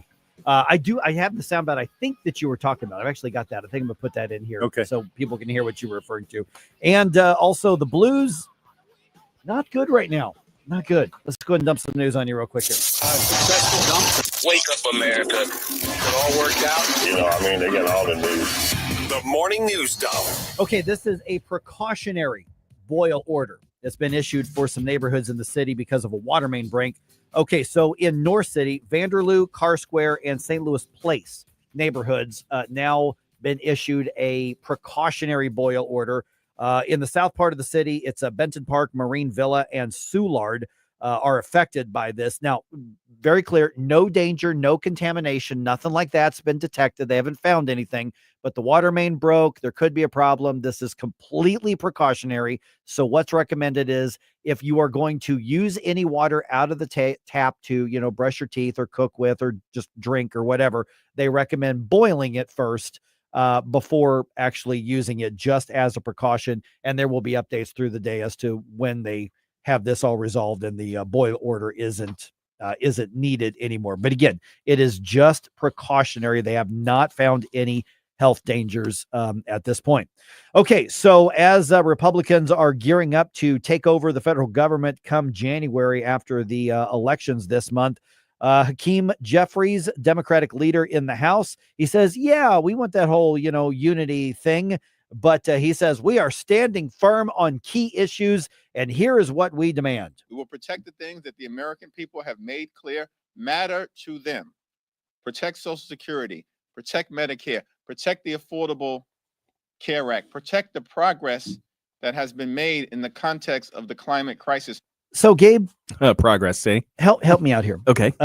He says this is what the people demanded in the elections. How does the Democratic Party look at what happened and say, see, they want us to keep doing what we're doing? They support our agenda. Now, I suppose, you might be able to make that inference from various local election results. Yeah, I mean, it's like, hey, I'm still here, so that means, or hey, my favorite council person got installed, so that means we got to keep going on the climate crisis stuff. I mean, I suppose maybe you might be able to draw that conclusion, but looking at the national reputation of the Democratic Party at large, the move to the right by basically every demographic across America, I would say that is decidedly not a mandate by Democrats to continue their foolishness. We had a similar issue yesterday when we talked about Pritzker and all the stuff that he's doing in Illinois. Are you not paying attention, Governor? But they think everybody's wrong. Oh, yeah. Correct them. And all the sanctuary things coming up now. The Los Angeles now did that too. Yeah. Cities and states kind of going that way. It's going to be fascinating. Get out the popcorn, but understand we're going to have strong stomachs because this is probably going to get ugly. It could very well. It really will. All right. There was a hearing, which normally these things are just kind of, song and dance routines. But there was a hearing regarding FEMA's response to the hurricanes.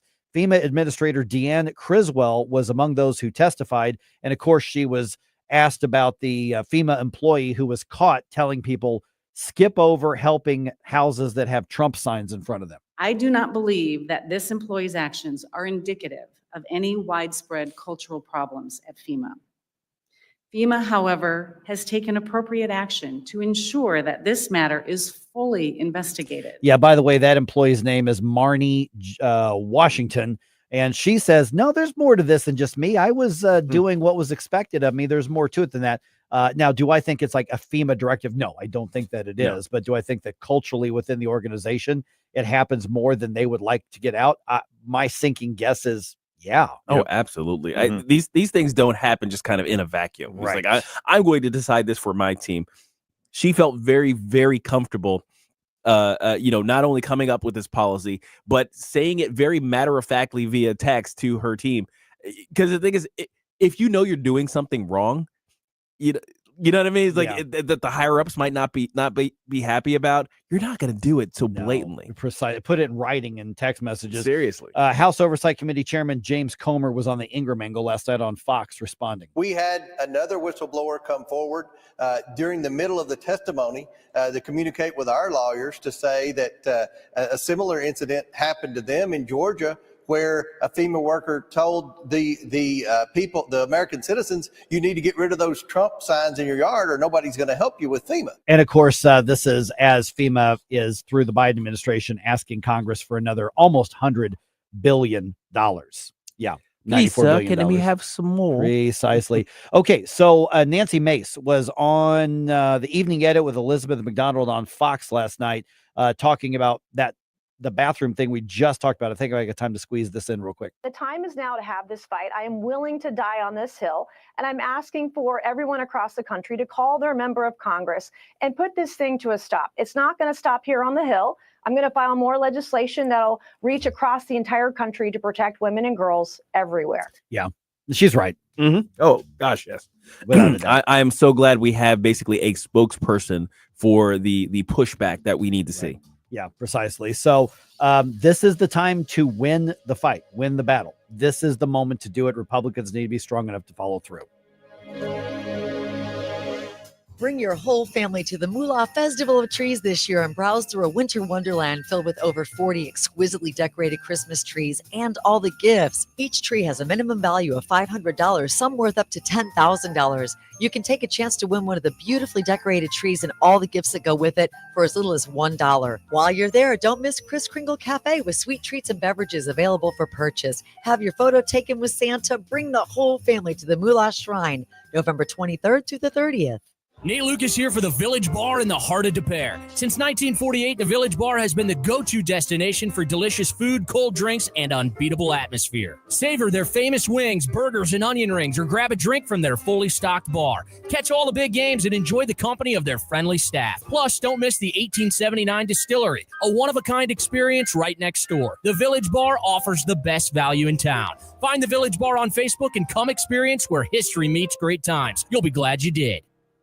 Paid for by Christian Care Ministry. So right now may be the perfect time for you to rethink how you pay for health care. And here's why. This time of year is decision time for a lot of people, but it's also when you can join MediShare and save even more than usual. For many families, joining MediShare means saving about $500 a month, which is a game changer for a lot of people, obviously. But what's more, MediShare members like it a lot. Their satisfaction rate is 98%. And MediShare is a proven thing too for over 30 years. It's a Christian community of hundreds of thousands of people now. And here's the thing. If you join before November 30th and you mention the promo code SHARE, they'll waive your application fee. So you save even more right off the bat. I'll give you the number here in a second, but just call and you'll get a price within 2 minutes. And again, the deadline is November 30th. So call now and you'll save even more. Here's the number: 855-51-BIBLE. That's 855-51-BIBLE. 855-51-BIBLE. KLGY HD3 Clayton, K270BW Bellefonte, KNVS Bowling Green. This is News Talk STL at 1019, 94.1, and always streaming at newstalkstl.com. News this hour from townhall.com. I'm Rich Thomason. Serious questions raised about allegations of political bias in FEMA. Reports of ignoring storm victims who openly supported Donald Trump with yard signs, flags, and such. The agency's chief grilled at a congressional hearing. On Capitol Hill, Deanne Criswell says a critical function in hurricane relief efforts is to go door to door to tell people what resources are available. In one recent case, This employee wrote to about 11 staff members under her supervision that they should, quote, avoid homes advertising Trump, end quote. Criswell says that employee has been fired. She does not believe this is part of any widespread cultural problem at FEMA and welcomes an investigation. Our goal is to help all people. A different team was sent into the field to contact all the homes that were skipped over at the employee's direction. Ed Donahue, Washington. Powers out to more than 630,000 utility customers across Northern California, parts of Oregon, Washington State. Powerful bomb cyclone hammers the Pacific Northwest. The U.S. Embassy in Ukraine's capital closed amid fears of a Russian airstrike. The precautionary step comes after Russian officials promised a response to President Joe Biden's decision to let Ukraine strike targets on Russian soil with US-made weapons, a move that has angered the Kremlin. The embassy adds its closure and attack warning have been issued in the context of ongoing Russian missile and drone attacks on Kyiv, and is anticipating a quick return to regular operations. I'm Charles de Ledesma. American anti-personnel landmines will be going to Ukraine after President Biden gave the go-ahead, reversing his previous opposition to the move. Watching Wall Street, the Dow futures are up 127 points. NASDAQ futures ahead 47 points. More on these stories at townhall.com. Here from Progressive to tell you how you get more than great savings with us. You get customer service access through our mobile app, online chat, or by phone. That's a lot of ways I can get in touch with you. I see what's going on here. You can't name favorites, but I'm your #1 customer. Actually, we offer all our customers these ways to contact us. I'm sure you give just any customer your personal company contact info. Well, you did call us more than any other customer this year. So in that sense, you are our #1 customer. Get help from Progressive through the website, app, chat, or phone. Progressive Casualty Insurance Company and Affiliates. Hi, Rhett Rasmussen of BestHotGrill.com. Step up your grilling game with our Solaire portable infrared grills. Our compact everywhere is a favorite of RVers and trailer pullers. Solaire infrared provides the quick sear for bar marks and texture needed to properly finish sous vide. Use a portable alongside your larger conventional grill to create an instant sear zone and more juicy and flavorful food. Learn more at BestHotGrill.com. Affordable, powerful, portable infrared grills at BestHotGrill.com. Suggest. From the Michaels Flooring Outlet Weather Center. A shot of cooler air drops us back to near normal today, from 72 yesterday to 55 for the high this afternoon. Meanwhile, turning windy out there. This west wind could gust up to 35 miles per hour at times today and tomorrow. Some clouds drifting through tonight as even colder air arrives, down to 34 degrees early Thursday morning with a high tomorrow of only 44. That'll be the coldest afternoon in St. Louis since March. That's your first alert forecast. I'm meteorologist Matt Chambers. This hour of News Talk STL brought to you by Senior Memorial. With the average funeral bill being over $9,000, are your loved ones prepared? Call 314-866-8886 or memorialplans.com. Senior Memorial Heritage Protection. Hungry for the best steak you'll ever have? Head to the heart of Moscow Mills and discover Harry J's, a local landmark and family-owned steakhouse, serving up excellence since '98. From mouth-watering appetizers to decadent desserts, Harry J's has something for everyone. Enjoy our extensive bar selection while soaking in our friendly family atmosphere. Whether dine-in or carry-out, your meal is prepared to perfection. Make the drive to 300 Main Street and treat yourself to a taste of Moscow Mills' finest. Harry J's, more than a steakhouse. We're a tradition. I'm Dr. TJ, owner of the Institute of Natural Health, co-owner of Optimal Nutraceuticals, and the host of Wellness 101. Wellness 101 is designed to cut through the nonsense and provide you common sense, science-based information regarding health and wellness. On the show, we discuss topics like thyroid health, gut health, hormone optimization, and many others. Our show airs Saturdays at 10 a.m. and 2 p.m. and Sundays at 11 a.m. and 3 p.m. right here on News Talk STL. For more information, visit us at inhstl.com. That's inhstl.com. This hour of Mike Ferguson in the Morning brought to you by Window World. Simply the best for less. 314-993-1800 or visit windowworld.com. Mike Ferguson. You play ball like a girl. Gabe Pfeiffer. I triple dog dare you. Get up! Can't you hear the alarm? Get up, St. Louis. So it's time to get out of bed. Pour yourself the greatest cup of Kofifi the world has ever seen. Rise up with one voice, drain the swamp, and take back our country. Today's the day we're going to do it, and it's time to do it right now, believe me. Mike Ferguson in the Morning on News Talk STL. Get up, this is your cousin.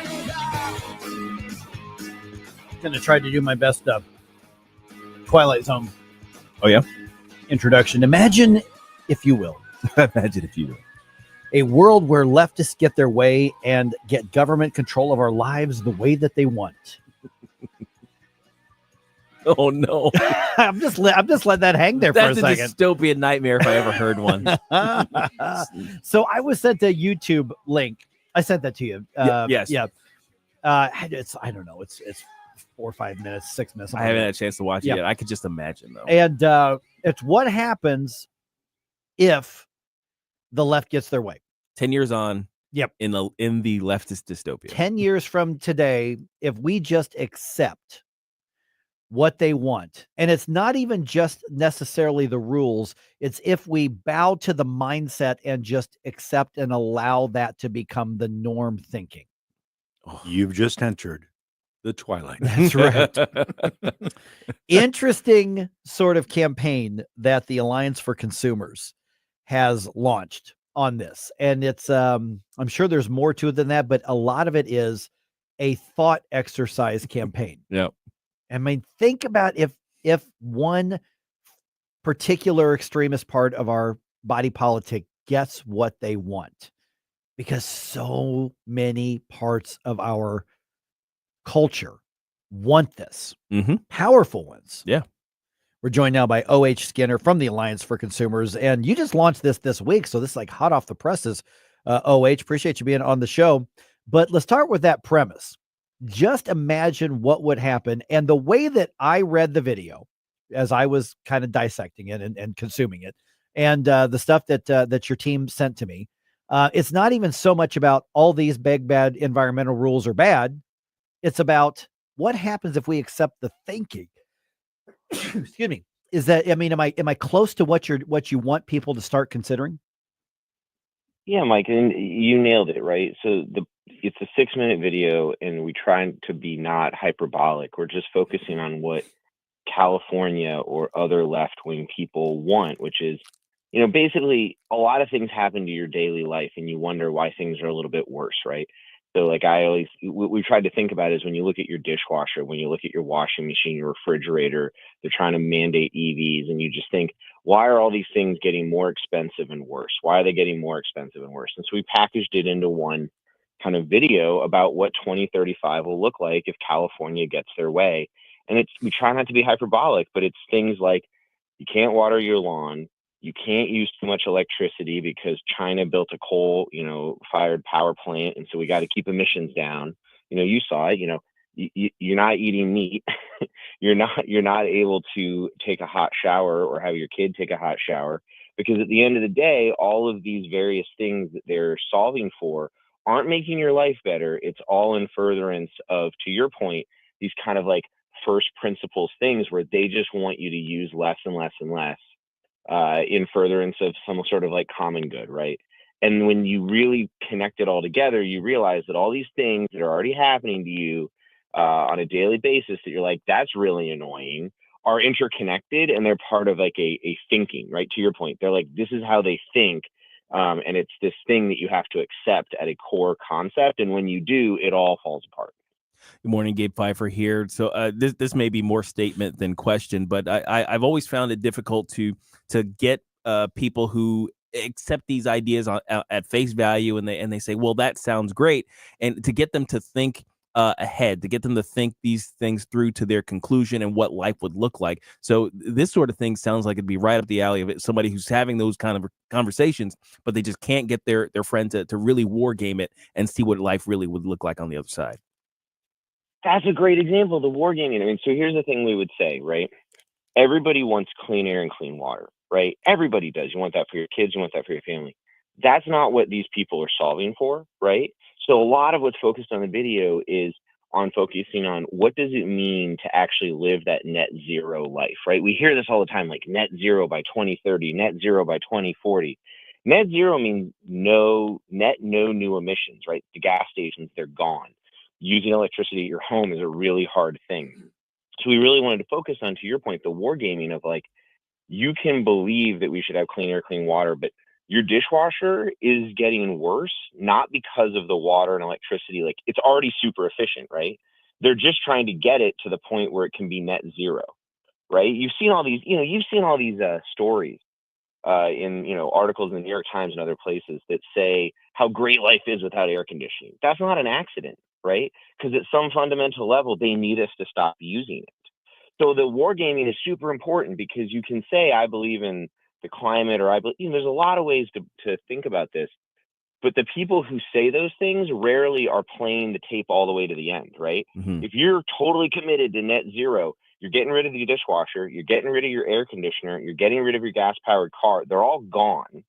And so this is us helping them war game that out and helping you as a normal person kind of like educate some people in your life that like this is the reality. And that's cool if that's what you want, right? This is another thing we want to say. If you want to live in you know, Marin, California and not have air conditioning and drive an electric car and not use a dishwasher, you know, fine. Like I guess that's good for you, as my wife would say. But that's not how everybody should be living, right? Like one of the crucial things that we talk about is, you know, they're trying to make more like the favorite example is they're trying to make all your refrigerators more expensive and do a less good job. Mhm. And then they'll say, but don't worry, we're not banning anything. Well, what they have in mind is like Nancy Pelosi will always be able to buy a $15,000 refrigerator, right? The real question is if you live in Plano, Texas, and you have 4 kids, are you always going to be able to afford a car that carries your family? Because the people in Marin, California don't necessarily like even think about you as like a normal lifestyle that they need to support. So I like this idea of wargaming. It's a really important way to think about it, mostly from the perspective of thinking about what are the consequences of the things that are being pressed on you. Good morning, AOH. Stel Ponticus here. I'm curious about your thoughts regarding some of the Trump nominations like Lee Zeldin for the EPA and Chris Wright for energy and Doug Burgum for the interior. What are your thoughts about those individuals? I mean, I think that if there's any candidate who has embraced the idea of like, why are they trying to take away your dishwasher? Why are they trying to make your life worse? It's President Trump, right? He's really speaking to an everyday person who thinks like, why is my life being made worse? And I think Doug Burgum and a lot of these nominees are great, you know, but it's crucial that they all kind of activate that, you know, what you saw on the campaign trail from President Trump and what you saw from people who were voting with their feet saying, I don't want all this stuff forced upon me. So, you know, you hope that these people are very responsive because a lot of them have been politicians. And there's something really refreshing about people who are politicians where like they have to listen to voters and they have to listen to people, right? They can't just lecture people. So we're really, really hopeful. But I think, you know, to your point, it's this is, you got to play the tape all the way to the end. And one of the things that we're trying to highlight by dropping this video now is the left has been pushing this in every single place in your life. And so we're going to have to, the Trump administration is going to, and people are going to have to push back on every little thing. It's not just your dishwasher, man. It's not just your car. The car bans and the EV mandates and the dishwasher rules, they're all part of the same campaign. So we have to make it we have to understand it like that and push back because it's all related and it's all intentional. We are visiting with O.H. Skinner from the Alliance for Consumers. I've just got a minute or so left here, O.H. One of the things I think I liked about the video itself, which we've just posted, is that you're taking the conceptual, because it's one thing for pundits and activist groups to say, if this, then that. And it's very ethereal, and we don't think of it in terms of real life. And what you've done is you've dramatized it. One of the scenes that probably is going to surprise you that kind of jumped out to me is the kid asks his dad, hey, can we go see grandma? Can we go travel to see grandma for Christmas or birthday or whatever it was? And he goes, well, we may have to just FaceTime her. And the kid's like, oh, okay. Well, in the real world, that kid's really upset because he can't go see grandma and he doesn't question it. And what I saw was this is what happens if we end up accepting their claims as normal, as real. We have to bow our thinking to that. And that, I thought, dramatized that in a really good way, that it's not just about the emissions or the airplane or whatever. This is about what you're being told to give up in your life and in your family in the name of what they call the climate greater good. So kudos to you all for doing that. I thought that was standout writing that you all put in there. Well, thank you. Yeah, I mean, at the end of the day, it's about crushing these things that we consider everyday parts of our lives, right?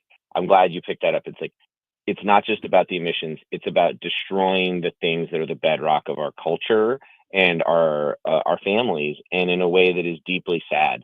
So I hope that people see it as a wake up call. The video is available for free at preparefor2035.com, and Thank you for having me on. Yeah, you got it, OH. Nice job with the video. These are the type of things that, the more conservative freedom movement, free market types need to be doing more, is to say, this is what it looks like in your life, not a chart or a graph. Yeah. This is what it looks like to your actual life. So good job on that. And once again, go ahead and give out that website one more time, if you would. It's preparefor2035.com. And yeah, I agree with you. People need to know what the left is selling. Yep, absolutely. All right. We'll talk to you again soon, OH. Thanks so much. Thank you, sir. Bye-bye. All right. And also on Rumble here, it was Vicky says, rules for thee and not for me. That's right. Yes. Matter of fact, that's in the video. Mm-hmm. That point that you just made there, Vicky, that is absolutely put in the video as well, which I just posted that on the Rumble chat box. Yes. It's on Twitter also, Okay, but I can throw it on Facebook. Yeah, let's do that, Joe. So if you want to check that out, and we'll tag Alliance for Consumers as well. Really, really clever right there. All right, just ahead here, what do we got here? Oh, AJ. Remember AJ McCarron? Oh, yeah. He's mad. What happened? We fired him.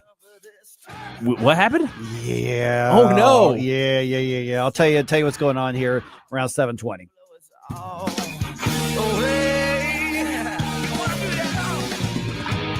This is News Talk STL at 1019, 94.1, 99.1 HD3 and newstalkstl.com. What are you waiting for? Get up, get up, get up. Get up. It's Mike Ferguson in the morning.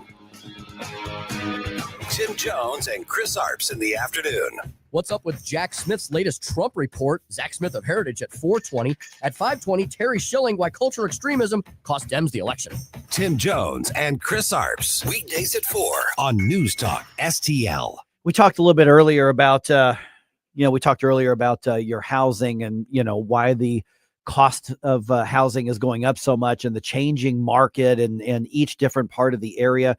And listen, these are all complexities that you've got to consider when you're buying or you're selling or your home or you're getting ready to invest in a home or rental property or anything like that. And it's all complex. It can be very intimidating, which is why you've got to have Rodney and Jen on your side. Mike Ferguson here for the Wallner home selling team with Berkshire Hathaway. A lot of people get sort of into that paralysis by analysis part, even on big decisions, regardless of what the market does. This may be the time to sell your home and move somewhere else. This may be the time to buy your home and move out of that rental property. This may be the time to buy that Airbnb investment. Maybe this is the time to do it. But you look at all the confusion that's going on and you need somebody to guide you and empower you. And that's exactly what Rodney and Jen do. Give them a call today, 314-810-SOLD. Tell them, say, hey, Mike was talking about you guys on the radio. Here's my situation. Just get their first impression. Talk to them for a few minutes. You're going to be as impressed with them as I am every time I talk to them. 314-810-SOLD. You don't have to have a contract with them. You don't have to come into the office. They're not going to put that kind of pressure on you. Just say, Mike was talking about you. Here's my situation. Here's what I'm thinking about doing. Tell me what you think. And let me tell you something. You're going to find that they are ethical. They put you first, and their entire modus operandi, their entire MO is to empower the people they serve to get the best dollar for dollar deal. As a matter of fact, you're saying, you know what? I think it's time to sell this house. Call them now. 314-810-SOLD. They have so many pre-approved buyers, you probably won't even need to list it. And they are there to get you the best deal. So once again, call Rodney and Jen. You're going to be impressed with them as professionals. You're going to be impressed with them as experts, and you're going to be impressed with them as people because they have built a very successful business one way, doing the job right, being ethical, putting the people they serve first. By the way, they are licensed in Illinois and in Missouri. So regardless of where you want to go, they are there to help. But that's my challenge. Put them to the test yourself. Give them a call, 314-810-SOLD. And find out what they can do for you. And I am telling you, you're going to be impressed, and it's going to be really comforting to know that you've got somebody who is navigating you through and empowering you to take care of your family financially in these crazy times. Once again, 314-810-SOLD. You know, when you're car shopping, it should be fun, not a chore. That's why when you visit Ackerman Toyota on Hampton, just south of 44, you'll enjoy the largest customer lounge to make you feel at home. You can always check AckermanToyota.com, but come enjoy the Ackerman hospitality. We'll be waiting to help you get what you want. and while you're relaxing. Ackerman Toyota, #1 in 2023. Ackerman Toyota, for life. Hey, it's Vic. Are you worried about rising taxes? Well, you're not alone. With government spending outpacing revenue, many Americans fear a tax hike is on the horizon. But here's the good news. You have options. Chris Cooper of Serenity Wealth Management specializes in tax-efficient strategies for income planning, legacy, and growth. Chris knows your money will go to one of three places: the government, healthcare, or your family and charities. Shouldn't your loved ones come first? Don't let Uncle Sam be your biggest beneficiary. Take control of your financial future today. Visit serenitynowtax.com for your free copy of Chris's book, The New Holistic Retirement. Serenity Wealth Management, because you deserve peace of mind in retirement. Request your free book today at serenitynowtax.com. That's serenitynowtax.com to get your free copy of The New Holistic Retirement. That's serenitynowtax.com. Serenity Now with Chris Cooper. Investment advice offered through Fortis Capital Advisors. 1019 and 94.1 News Talk STL, live and local. Listen to what those local folks are telling you. News Talk STL.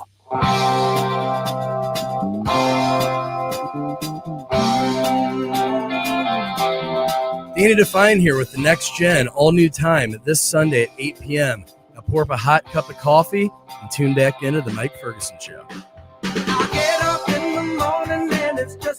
All right, Donald Trump announces more of his choices for his administration, the incoming administration, and yes, two of them are celebrity names. So we'll get to that here in a minute. Also, we've got Larry Connor's commentary coming your way here in about 10 minutes. I know it involves Joe Scarborough, it involves Mika, and it involves Hogan's Heroes. And Hogan's Heroes. And you say, Mike, what's that all about? I don't know, but you're going to find out right around 7:30. I see nothing. Just saying. Maybe that's it. I don't know. Okay, real quick here. Donald Trump, because I haven't done the update yet here. Donald Trump announces a few more names for his incoming administration. Let's see here. Linda McMahon is going to be the cabinet member for the Department of Education. Linda McMahon, as in Vince McMahon's wife from the WWF. I was going to say, wait, is it the McMahon that I'm thinking of? The McMahon. Now, keep in mind that under his first administration, she was I think the title is director of the Small Business Administration. Right. So she actually has very high level government experience in administration. And I have not found any big claims that she didn't do a good job. Right. Now, as much as we can have fun with professional wrestling, and she was a character on their storylines for years there. Couple things on this. One, that is a multi-billion-dollar business. Yes. That they built up. Well, they bought Vince McMahon's dad's business and then built it way up. Right. So my two thoughts on this. One, if Linda McMahon can be married to Vince McMahon and survive that, she's pretty tough. She's a tough because lady. he's pretty much an awful human being. Yeah. And secondly, what I really hope will be her goal is to manage the process of putting herself out of a job. Yes. Donald Trump has said we need to get rid of the Department of Education. Donald Trump is right about that. Absolutely so. Matter of fact, we just talked to Corey DeAngelis earlier this week about that. So if you go to the either the News Talk STL podcast, or you can go to my American Viewpoints podcast, there are versions of that discussion on both of those. You can hear that discussion. So my hope is that Linda McMahon gets in there and understands the marching orders are an orderly dissolution of this entire cabinet level position. I would love that. That's my dream. That's my dream of what would happen in the next couple of years here. Right. So I'm hoping. I got my fingers crossed. I mean, if she seems very capable. I mean, I think she is. You know, so yeah. I mean, that's one of those where, I don't have any issue with this. You know, somebody goes, we need an expert in education. We need a PhD in education who's run school districts. There's been a state. No, that's the last person you need. Yeah. Because that person will inherently, even if they are conservative, they will want to protect the system and say, well, we need to make the system ours. Right. Get rid of the federal system. Yes, Just absolutely. be done with it. And besides, she can put someone in a headlock. That's true. That's true. We've seen her do it. That's true. It's happened. Precisely. Actually, So can Donald Trump. Well, he made some appearances on there. He made some back in the appearances in day. pro wrestling. Yeah, You're right. He's actually been in the ring. So Yeah, I don't think he fought anybody or anything like that. But no. I think he made a lot of noise. Yeah. Well, no, I think he threw one haymaker on somebody. Oh, did I think he did. I'm gonna have to look that up now. I'm so. Riz, lovely. okay. Rizon says he had a match with Vince McMahon where the loser had their head shaved. Vince lost, of course. Oh, I did see that a few days ago. That's Okay, right. see, I watched wrestling when I was a kid, and then I sort of like. Do you remember Nick Aldis was on the show with us a couple times at the time? Now he's I guess, a big character in or I guess it's WWE. But he was the National Wrestling Alliance World Champion at the time he was on with us. And I don't remember if he said this on the air or whether I was talking to him on the phone. And he goes, Mike, you're a lapsed fan. We can win you back. Because I was a kid and I used to go around and go to the territory shows and all that and watch it on TV. So I didn't realize that Donald Trump had a match. Oh, that's hysterical. They said they sat Vince down in the middle of the ring and tied him to a chair and shaved all his hair off. My goodness. Okay, Wow. so Yeah, I'm Trump was walking around behind him. I'm just watching Trump run at McMahon, both of them in these tailored suits. He clotheslines him down to the ground, ground and pound on him, right? and then he walks away. Just that's hysterical. Okay, gets in the ring. Oh man, the swagger this man has as he gets into the ring. They're arguing. Oh yeah, and like Estelle said, it ends with ends with somebody so getting funny. his head. It's Okay, pretty awesome. so let me grab another appointment here. Dr. Oz. Of course, he was the handpicked candidate that Trump had for Pennsylvania a couple years ago. He lost to John Fetterman. He has been picked to let's see here, somewhere in the health. He is going to be the administrator for the Centers for Medicare and Medicaid Services, which is under the Department of Health and Human Services. So he'd be working with RFK Jr.? He would be reporting to him. Okay. Yes. So that's where he is. I don't know what Dr. Oz's administrative qualifications are, but I guess we're about to find out. And then he made a pick for, it's kind of funny because he made his pick for the Department of Commerce. And like, that's one of the most important, influential, and everybody's like, yeah, whatever. Linda McMahon and Dr. Oz. Oh yeah. The guy who's running, who's going to run. Yeah. He's going to be the Department of Commerce, but Dr. Oz and Linda McMahon. So there. So Okay. Lutnick has such an interesting story with Cantor Fitzgerald, and he had that child care issue on 9/11, so he did not go into the office. Their offices were on the top floor of the World Trade Center. Really? Oh, and I didn't so know that. he was not there that day as hundreds of his employees were killed. Oh my gosh. And so over the last 20 some years, they have gone way out of their way to provide financial stability for those families. Wow. And reestablish Cantor Fitzgerald as a brokerage firm. From 9. Oh my goodness. Yeah. I had no idea.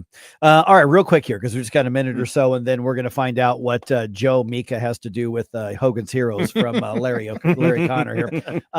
There was a press conference called like Friday, and I got a note because I'm on the list for the Battlehawks, because we do stuff with the Battlehawks here. And it was like, hey, press conference with Coach Beck. Yeah. I saw it. And I'm like, I'm starting my weekend. I'm like, if it's anything, I'll get. Tell me. They cut AJ McCarron. I can't believe that. They let him go. My gosh. It's such a weird I have decision to make. no idea what happened. I don't know why, but we know that AJ McCarron not happy about it. Well, yeah. And I absolutely. don't know why. I mean, even though the Battlehawks did not win the UFL championship, it's pretty obvious AJ McCarron is the best quarterback in the league. Man, he put his career on the line to be here. He left the NFL to come back to St. Louis. Right. So I don't know what happened. I don't know why, but he's now basically going to be either traded or I don't know how it works. Because right now in the UFL, it's not like the NFL where you can become a free agent and go wherever you want. I think that the team has the rights to him, so they're going to trade him or whatever the case is. Right. Because all the teams are owned by the league. Yeah. And so AJ McCarron was on a podcast. He was on a sports podcast. He did say some really nice things about the fans of St. Louis. So he is not mad at us, but he's mad at us, as in Battlehawks Nation. Yeah. So he was very complimentary to the fans, gave the fans the due. So don't be mad when he comes to play against us. Don't boo him. Mm-hmm. But he said, I want to put it on the Battlehawks in the dome twice a year. Oh man. So he's really upset with what Yeah. happened out there. I don't know that you and AJ McCarron really manage him. Seriously, what are we doing here? Oh man. So I don't know who our quarterback's going to be. Yeah. I mean, hey, I'm still a Battlehawks guy. I'm still Battlehawks Well, sure, guy. yeah, Don't get me obviously, wrong. yeah. It's my team. I think Coach Beck's the right guy. Mhm. And I like Coach Beck. Questioning this decision though. Yeah, I don't know if it was the coaches or if it was up the line. Front I don't office, know yeah. where. I don't know. But I know that AJ's now got it out for the Battlehawks. Oh boy. Yeah.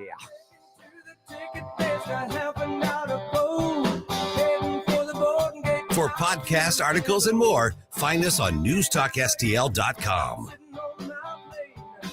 Mike Ferguson in the morning.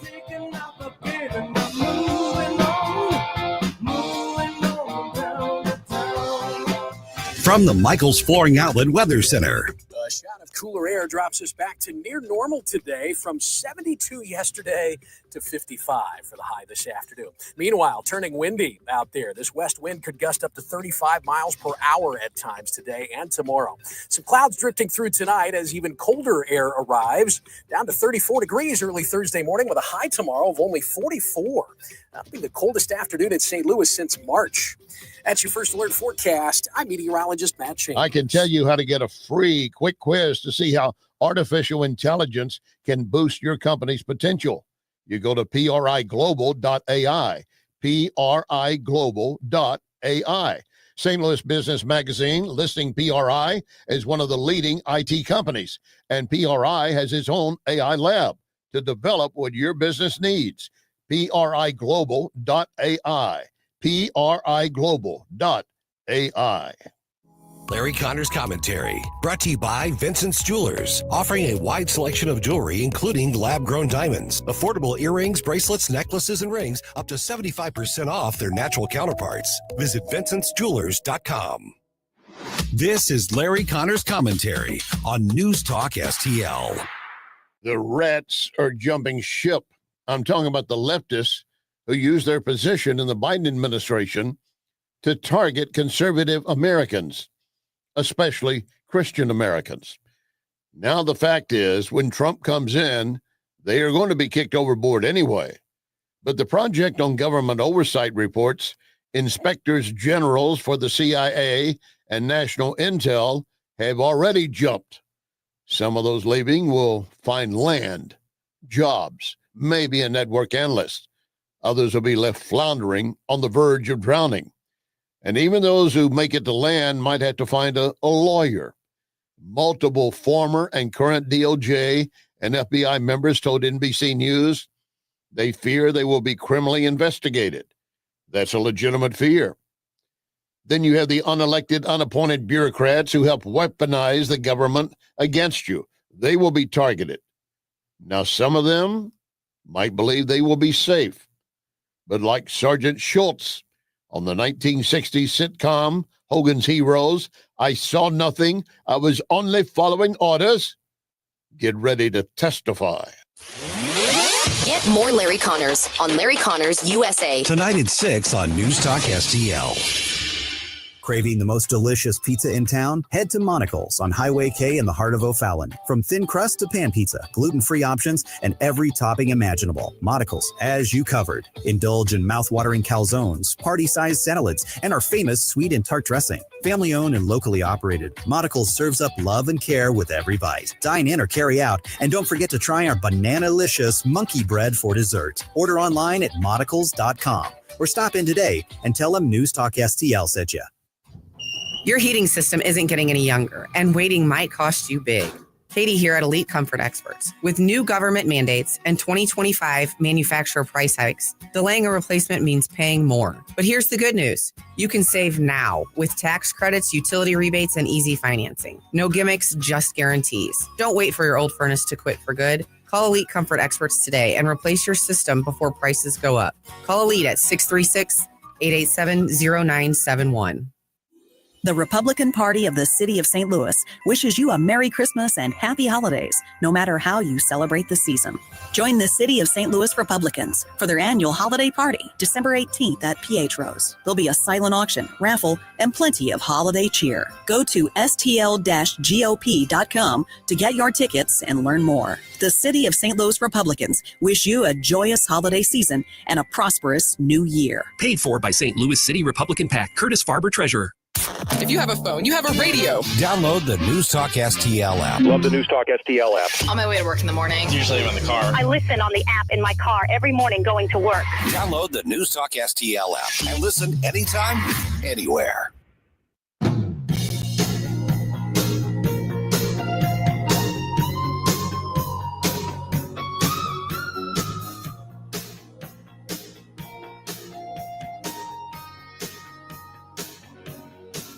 Hi, it's Vic Porcelli. And Ken. Hi, Ken. Hey, Vic. Ken and I are on every Monday through Friday, 9 to 11, right here on News Talk STL. Right now, you're listening to Mike Ferguson in the morning on 101.9 and 94.1 News Talk STL. Whoosh, my morning people. What is it about, like, pro wrestling nostalgia that just I am convinced that in America, everybody is at least 0.01% wrestling fan or has been in the past. Yes. I think that's right. That probably is true. I think that's true. And men and women, both. Yeah. I mean, Kathy tells me stories of when she was a kid, she'd be watching wrestling at the Chase. Right. And I can remember growing up in Chicago, seeing Dick the Bruiser and some of those other guys in Chicago. Yeah. Boy. Well, basically, wrestling is male soap opera. Yeah.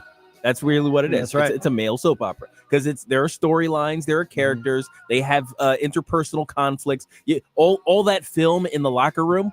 That's the storyline. That's right. That is. And then it's punctuated with the fights. I mean, in the soap opera version, there'd be an argument at a restaurant. Yeah, that's right. On Law and Order SVU, it ends in the courtroom. It ends in the courtroom, exactly. Yeah. So it's the same thing. And then we have Donald Trump. Turns out beating up Vince McMahon. Yep. At WrestleMania. Yep. There it is. All right. It is Battle of the 7:37 right now. It's kind of funny. There was a, and this is one of our kind of like industry, radio research groups surveyed Americans to see if they're planning on doing more good deeds this time of year. Oh, okay. The short answer is yes. 43% of Americans say they're going to do more good deeds now to make up for how we acted the rest of the year. Okay, see, I believe that. I believe, like, a lot of times, some of these, surveys and things like that. I'm skeptical. It's like, are people answering these things truthfully? I believe that absolutely. Yeah. But people are saying, you know what, I've been an a-hole the entire other 10, 11 months of the year. Like, let me do something. Okay, about that. so what would be the good deeds? I'm going to put the question out there, everybody. Either call me at 314-912-1019, or I understand the reality of it now. Send me a note on social media. Mm-hmm. We want to talk to you all. Yeah, But anyway, call us. It's a talk show. Or send us, what are the good deeds that you would do to kind of make up for being an a-hole right the rest of the year? But yeah, 43% of Americans say they are actively doing more good deeds, specifically now through the end of this year, to make up for the rest of the year. Mm-hmm. And there's a lot of like volunteering and donating and things like that. The sentiment is more pronounced with younger generations. Almost 60% of Gen Z and millennials say that they are consciously trying to do more good things. I think because a larger percentage of them are a-holes. I'm sorry. You're not sorry. Actually, you're right. I'm not sorry. Oh man.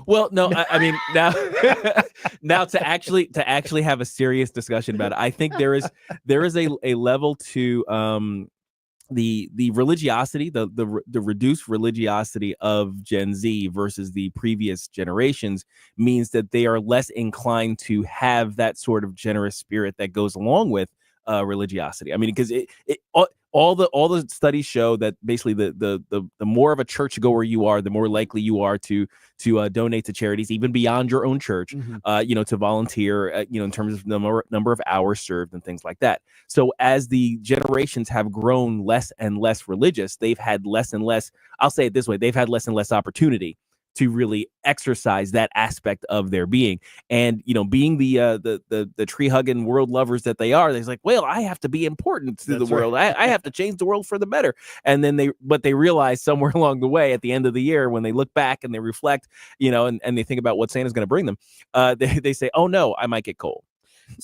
Well, no, we can't have that. It has to be solar. It has to be solar power. Okay, so I want a solar cell. Now, keep in mind that the phrasing of the question between now and the end of the year: do more or do good deeds to make up for. So 59% say they are going to do more good. Right.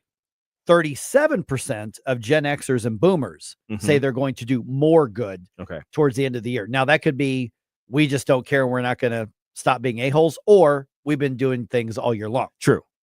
There is a little bit of that there. Yeah. And of course, there's just a natural inclination to do so because the holidays tend to be one of the most depressing times of the year for people who are in really bad situations. So there's the need is greater. Is it? I mean, and when you say that, which is so true, because you can talk a lot about people who are single, live alone, older, infirmed, whatever. But it's hard for a lot of people. I got to tell you, I will just say it, here in front of everybody. There were years post-divorce, single parent. There were years where I dreaded the holidays. Hated it. Absolutely. It was truly the loneliest time of the year. There were years where I had a good job and it wasn't a matter of money. There were other times I was working 3 jobs just to keep my kids fed. I mean, I've been there and I just hated the holidays. And I'm still not a big holiday guy, as you guys know. Yeah. You're still the bah humbug man. Pretty much. Yeah, exactly. But the younger generation says that they have done more for charity this year compared to other years as well. 1 out of 5 give themselves an A for the good deeds they've done compared to 10% of everybody else.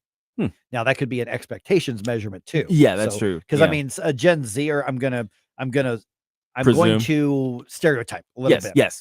Them doing one thing, handing, I don't know, a change in a thing for March of Dimes or whatever. That may be a bigger deal to them than what the rest of us. Hashtag love everybody. That's right. Definitely put a hashtag. So the average person says that they're going to spend 8 hours per week on pursuits of good now through the end of the year. All right. But I can help you though. Okay. I've got some suggestions for good deeds you can do. All right. It's true. For instance, open the door for somebody who's trapped in a burning Tesla. Oh no. Not the Tesla on fire. Just saying, you can be polite. Open the door. It's never going to go out. That's a good deal. Hug a Cowboys fan. Chris Arps, because they need the love. Chris Arps, yeah, they're having a tough time. It. They're having a bad time. They lost 6 in a row or something. Yeah. So give them a hug. Yeah. Just love on them. All right. So Chris Arps, we're with you, man. Yep. Right here. With you, man. You're right here in my heart, man. You can start or donate to a GoFundMe for those who are dealing with crushing debt, like obviously the Harris campaign at this point. Yeah, $20 million. Yeah, precisely. So there's that. How about this? Let's see here. Oh, this is a good one. Give your spouse that thing they really want, but they are too scared to ask you for. Okay. Space. It's like you're just can you just leave me alone for 5 minutes? Right. Yeah. Stay away from me. Speaking of that, if you want to do another good deed, here's one that's been suggested: is distract Elon Musk long enough for Trump to take a bathroom break. I mean, seriously, Elon's getting pretty clingy. I mean, if you've noticed, you see Donald, you see Elon. They're always together. They're right next to each other. Yeah. So just distract him for a minute. Elon, don't take the urinal next to me. Just let him breathe. He just won an election. He just needs a breather, Elon. That's a real bromance going on there. Yeah, that's it. It is. He is on the spectrum, so he doesn't quite get some of the social cues. Yeah, it's true. Some other ones here that were on the list of the easy good deeds you can make up for being a jerk the rest of the year. Let's see here. Mentor a teen. No. Well, Matt Gaetz, that's not for you. Oh no! Just it's like everybody else. Just don't misread that. That's all I'm saying. Just pointing that out. If you're in government, That's right. Don't mentor any teens. Let's see here. Check in on an elderly person who is too frail to get around on their own. So somebody check in on Joe Biden. Yeah, please. Yeah. Make sure he doesn't wander off into the forest again. Wellness check. The palm trees. Yeah. Oh my goodness. Why did they plan his exits like that to make him look I don't like think he's going they up? planned that. He just wandered like we're like, no, Mr. President, don't wander off into the Amazon. They need somebody on stage like to his right, like the legal eagle that Donald Trump has. Just somebody right there, and he can just direct him. It's like this way, Mr. President. We got to do a team picture. Could you please? Yes, team picture over this way. Move back over here. Yes, or somebody in the back with a cue card with an arrow. Well, go left. Remember, this was also the president that at one point the Easter Bunny had to go get him and direct him to go somewhere. Yeah. That's right. Because he was trying to go over and mentor the teens. Yeah. We don't. And the Easter Bunny was in character telling the president of the United States where to go. Mr. President, that really happened. Leave the children alone. And go that way. All right. Also, the last one here. Try to comfort your dad as he struggles to get through an episode of Yellowstone now that it does not have Kevin Costner. Seriously. What the heck? He's hurting. I'm just saying. Blues Nut has a suggestion. Yeah. Save a horse, ride a cowboy is in fact a good deed. I have a feeling Blues Nut might be a cowboy. Uh-huh.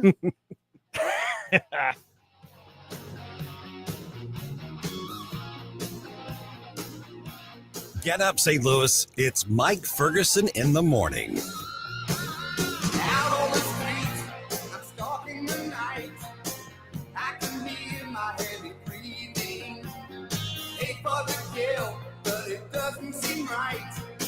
Something there I can't believe in. Voices are calling from inside my head. I can hear them. Vanishing memories of things that were said. They can't try to hurt me now. But a shot in the dark. One step away from you. Just a shot in the dark. Ready to soar beyond your limits? The U.S. Air Force and Space Force offer more than just a job. It's a launch pad for your future. With over 200 career paths, competitive pay, benefits, free education, 30 days paid vacation, and a chance to travel the globe, all while serving your country with pride. Your journey starts here. Call Jeremy Jefferson in St. Louis at 314-295-6834 or visit airforce.com and spaceforce.com today. Looking for an underwater adventure or a scaly new friend? Dive into Tropical World Pets on Watson Road. For 32 years, this family-owned wonderland has been St. Louis's go-to destination for all things aquatic and reptilian. With over 7,000 square feet of aquariums, we're home to the area's largest selection of freshwater fish, including rare cichlids you won't find anywhere else. But that's not all. We've got tarantulas, snakes, and lizards galore. Tropical World Pets, 314-849-4020, or visit twpstl.com.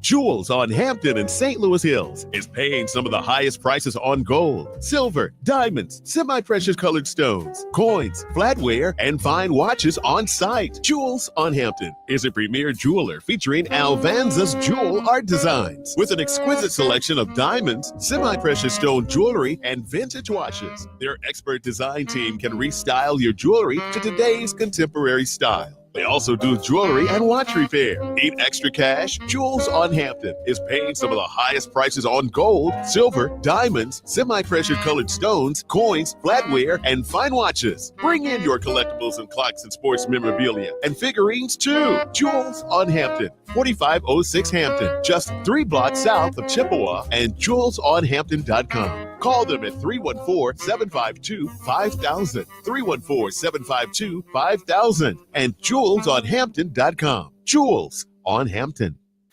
This hour of Mike Ferguson in the morning brought to you by Window World. Simply the best for less. 314-993-1800 or visit windowworld.com.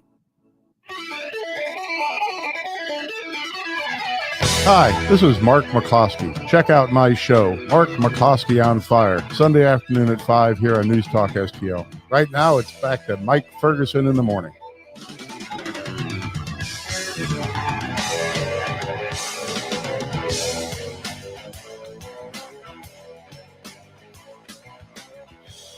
All right. 8:05. Okay. We've got this whole thing with Nancy Mace now standing in the gap over the whole men pretending to be women thing.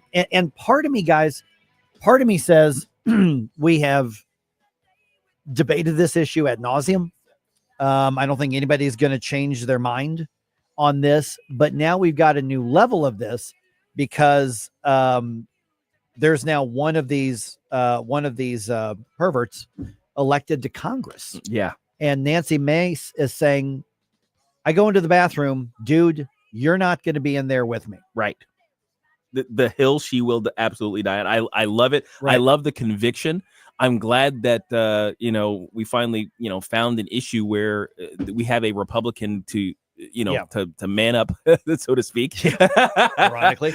You see what I did there? Yeah. And grow a spine and actually do something. And now, of course, this is very personal for her. So Right. I really appreciate that she's doing this. But I'm curious to see what the rest of the Republicans are doing. Right. So 8:05, let's go into more depth on that. Yeah. Get me your thoughts on this, because we have been basically berated by everything from the public education system to higher education to media to everybody else.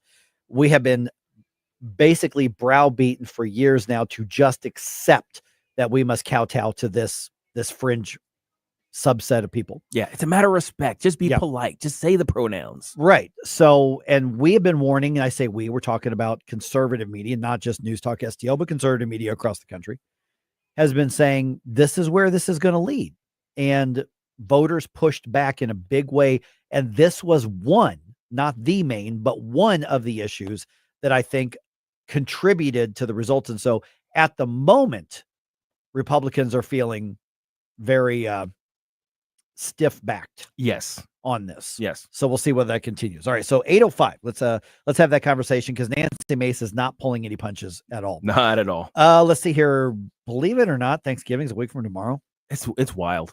This is going to be one of those. This may be the first one. I don't think that Rachel and I have even begun to plan a big Thanksgiving meal. Mm-hmm. My daughter might come by, assuming she's not going somewhere.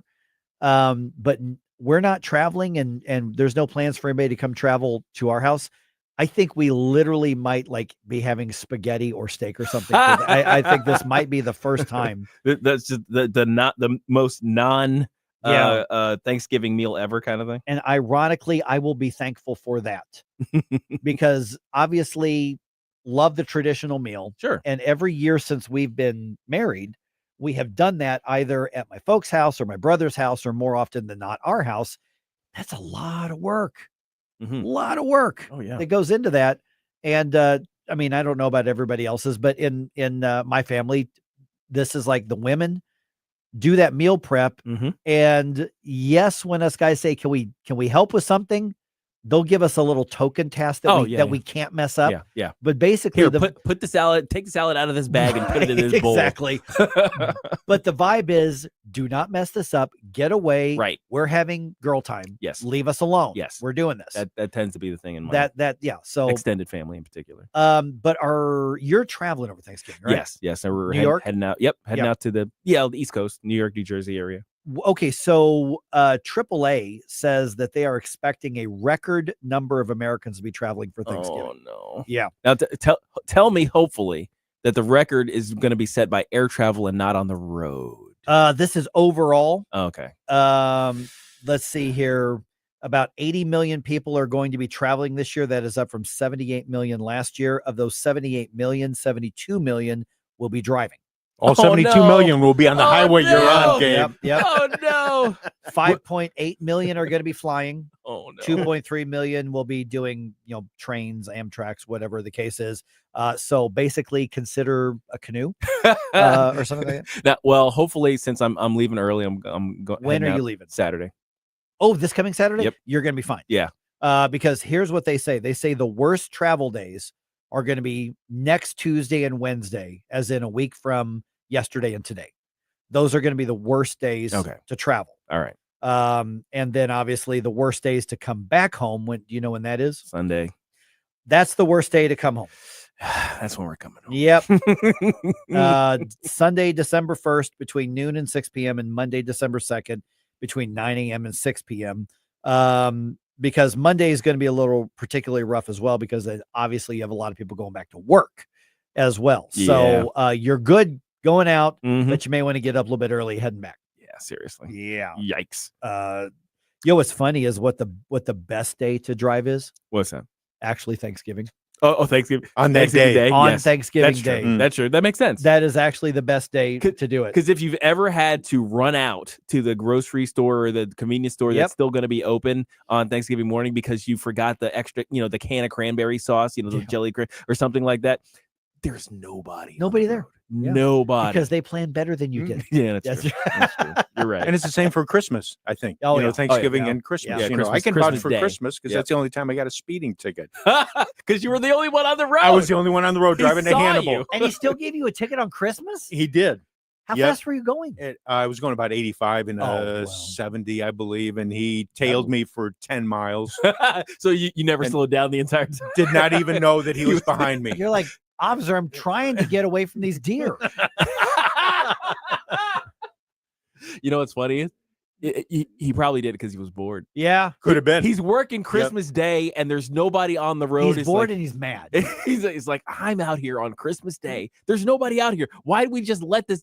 No, I'm out here. Hey, look at this guy. Yeah, I'm gonna follow this guy. Because if he was working Christmas Day, he's the low man on totem pole at the police department. Yes, and I just put two and two together because I was driving a red-colored vehicle when the deer hit me last week, and I was also driving a red-colored vehicle when I got the ticket going to Hannibal. Yes, see, red is it's the danger color, man. Right. You're right. I mean, as much as we love it on our sports cars and trucks and whatnot, it's a danger color. They're a magnet. There's like all these claims that if you're driving a red car, that you're more likely to get a ticket. I don't know if that's true. I know that's an urban legend, but I don't know if it's actually true or not.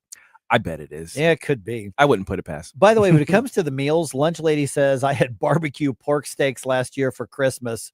So basically we're going to Lunch Lady's house. Yeah, for that's 101 straight up says remembers having chili for Christmas dinner. Oh wow. Yeah. I love chili. I'm good with that. And it's a good winter meal too. Yeah. By the way, Christmas is only 5 weeks away.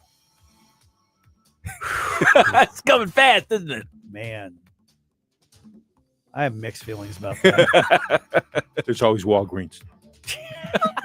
That's why God created Walgreens. I actually have been the guy doing that before. Most often, though, on Valentine's Day, because I'm that guy. Oh, yeah. Amazing. I'm still married.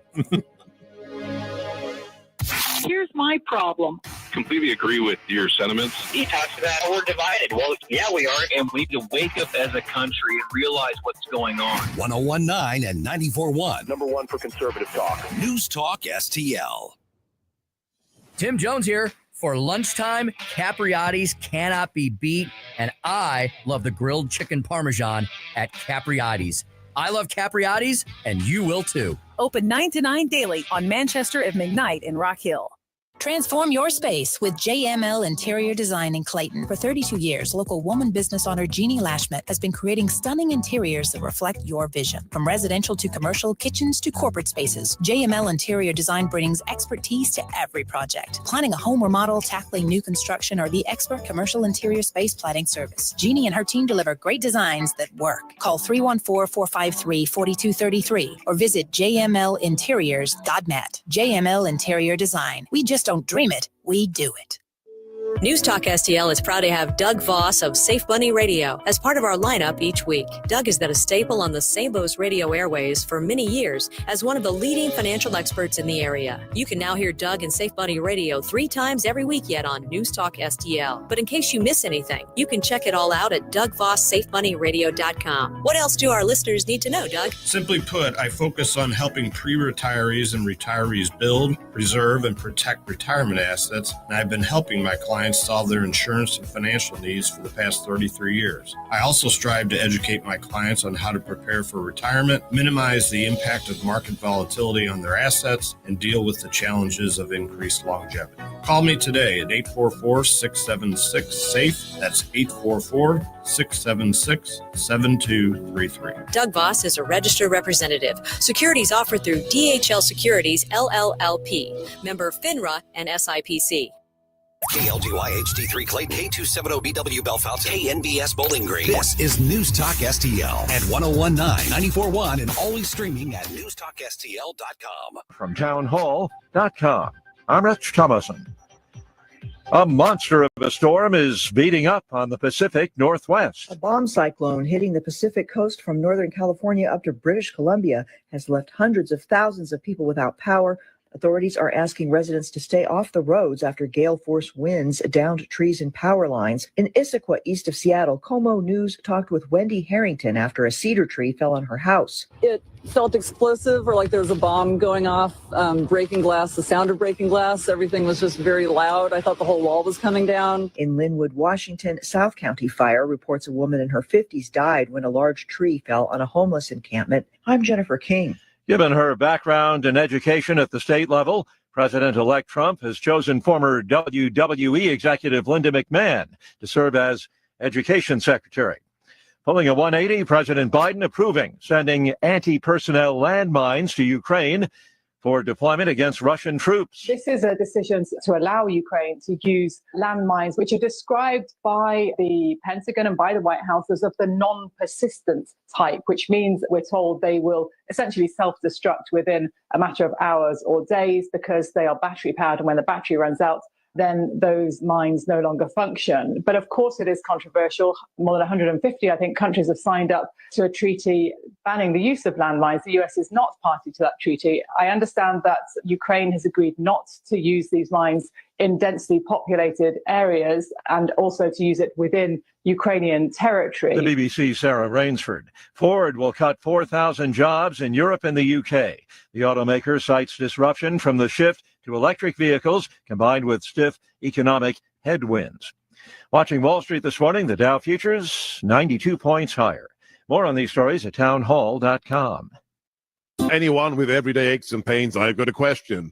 What are you missing out on? Probably a lot. So let me tell you about Relief Factor. Relief Factor is a drug-free daily supplement that helps your body fight pain naturally. It doesn't just mask pain, it helps reduce or even eliminate it. In about 3 weeks, you'll discover what it's like to feel better. Go to relieffactor.com or call 1-800-4RELIEF and save on your first order. That's 1-800-4RELIEF. Hi, Rhett Rasmussen of BestHotGrill.com. Step up your grilling game with our Solaire portable infrared grills. Our compact everywhere is a favorite of RVers and trailer pullers. Solaire infrared provides the quick sear for bar marks and texture needed to properly finish sous vide. Use a portable alongside your larger conventional grill to create an instant sear zone and more juicy and flavorful food. Learn more at BestHotGrill.com. Affordable, powerful, portable infrared grills at BestHotGrill.com. From the Michael's Flooring Outlet Weather Center. A shot of cooler air drops us back to near normal today, from 72 yesterday to 55 for the high this afternoon. Meanwhile, turning windy out there. This west wind could gust up to 35 miles per hour at times today and tomorrow. Some clouds drifting through tonight as even colder air arrives, down to 34 degrees early Thursday morning with a high tomorrow of only 44. That'll be the coldest afternoon in St. Louis since March. That's your first alert forecast. I'm meteorologist Matt Shane. This hour of News Talk STL, brought to you by Jewels on Hampton, paying some of the highest prices for your gold, silver, diamonds, and more. Call 314-752-5000 or visit jewelsonhampton.com. Tim Jones here with Eric from Newstetter's Fine Jewelers. Eric, we often talk about the Newstetter's difference that folks feel right when they walk into the front door of the store. Newstetter's Fine Jewelry is truly where honesty and integrity meet. We're all about quality at a fair price. Our goal is to guarantee that the gift you give will be loved for a lifetime. Come in and meet our professional staff that will put your needs above all else. Experience that fantastic Newstetter's difference today at wowdiamonds.com. Newstetter's Fine Jewelers, wowdiamonds.com. Getting new flooring can be exciting, or it can be a hassle. To make sure you have a great experience, use Michael's Flooring, like I did. Hi, it's Susie Moore, and Michael's Flooring has become my go-to for quality, variety, and an all-around great experience. They've been locally owned and operated for more than 30 years. Carpet, hardwood, laminate, ceramic tile, natural stone, luxury vinyl, it doesn't matter. Michael's Flooring is ready to help. 3 locations to pick from: St. Peter's, Darting Prairie, and Creve Coeur, or online at igotfloor.com. That's igotfloor.com. Mike Ferguson Are you pretending to be crazy? Gabe Pfeiffer. There's something serious I have to tell you about the future. Get up, in case you hear the alarm. Get up, St. Louis. Will you guys knock it off? Mike Ferguson in the morning on News Talk STL. Get up, this is your cousin. Okay, so in politics, what's old is new again.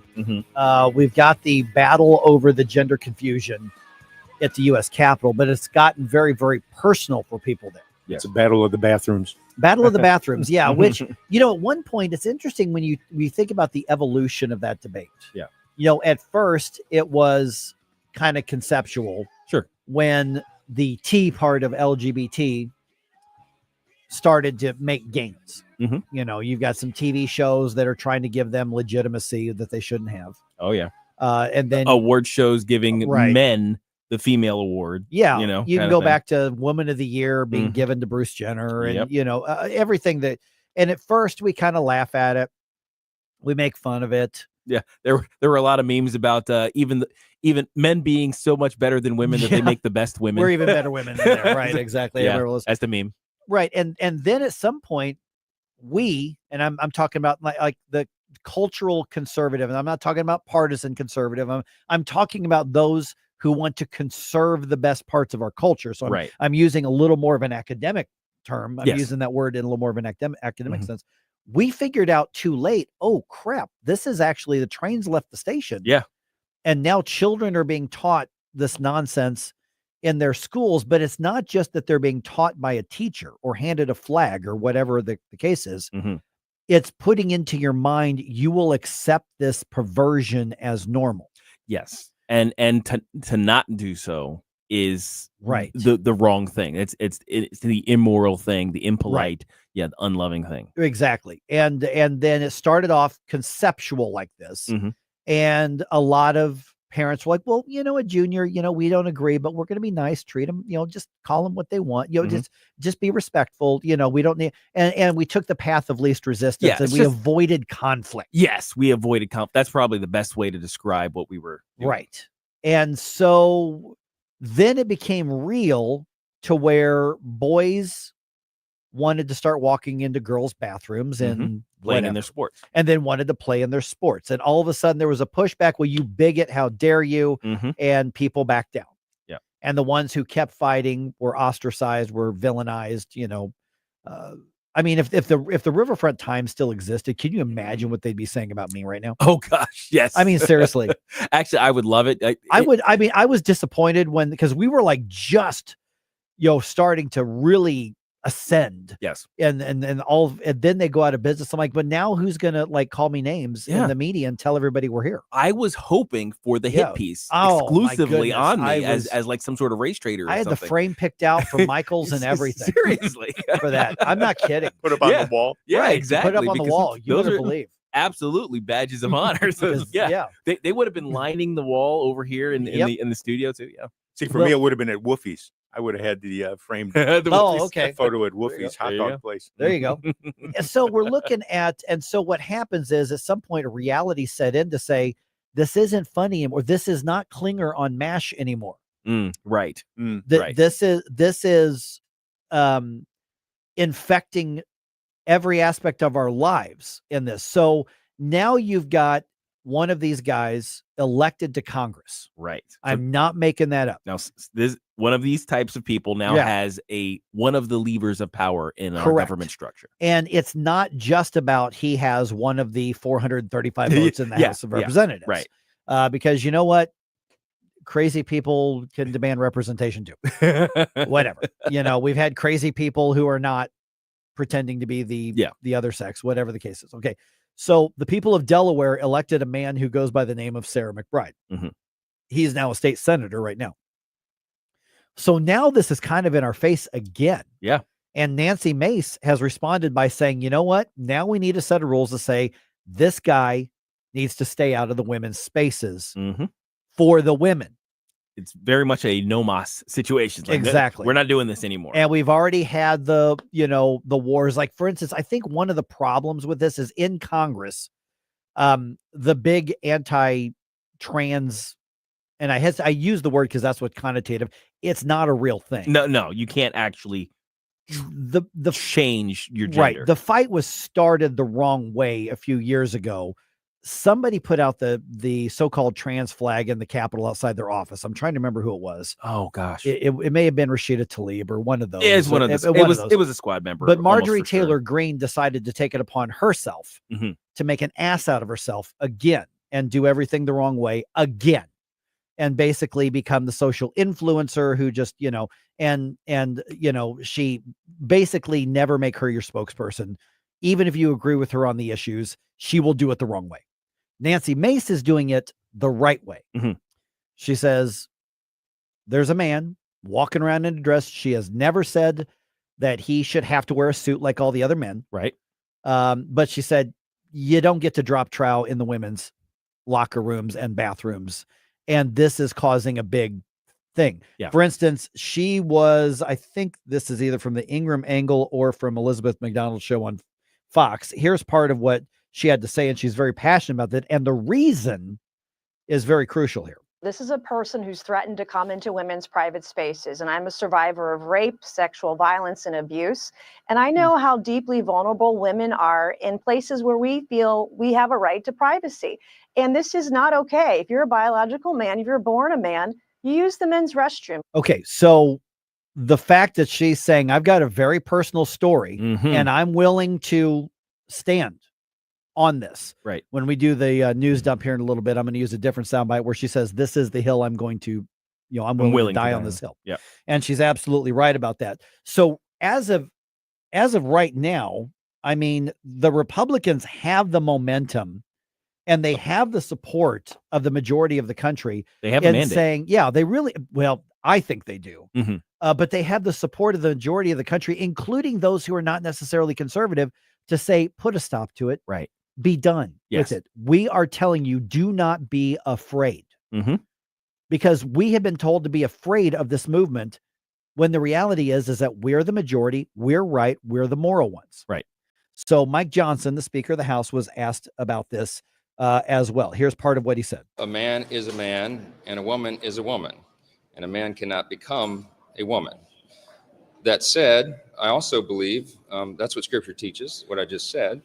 But I also believe that we treat everybody with dignity. And so we can do and believe all those things at the same time. Yeah, and I know that's a common line, and I frankly wish that our side would stop adding that last part there. Yeah. But we're going to, no. Right. All he had to do is say a man is a man, a woman is a woman cannot become a man cannot become a woman.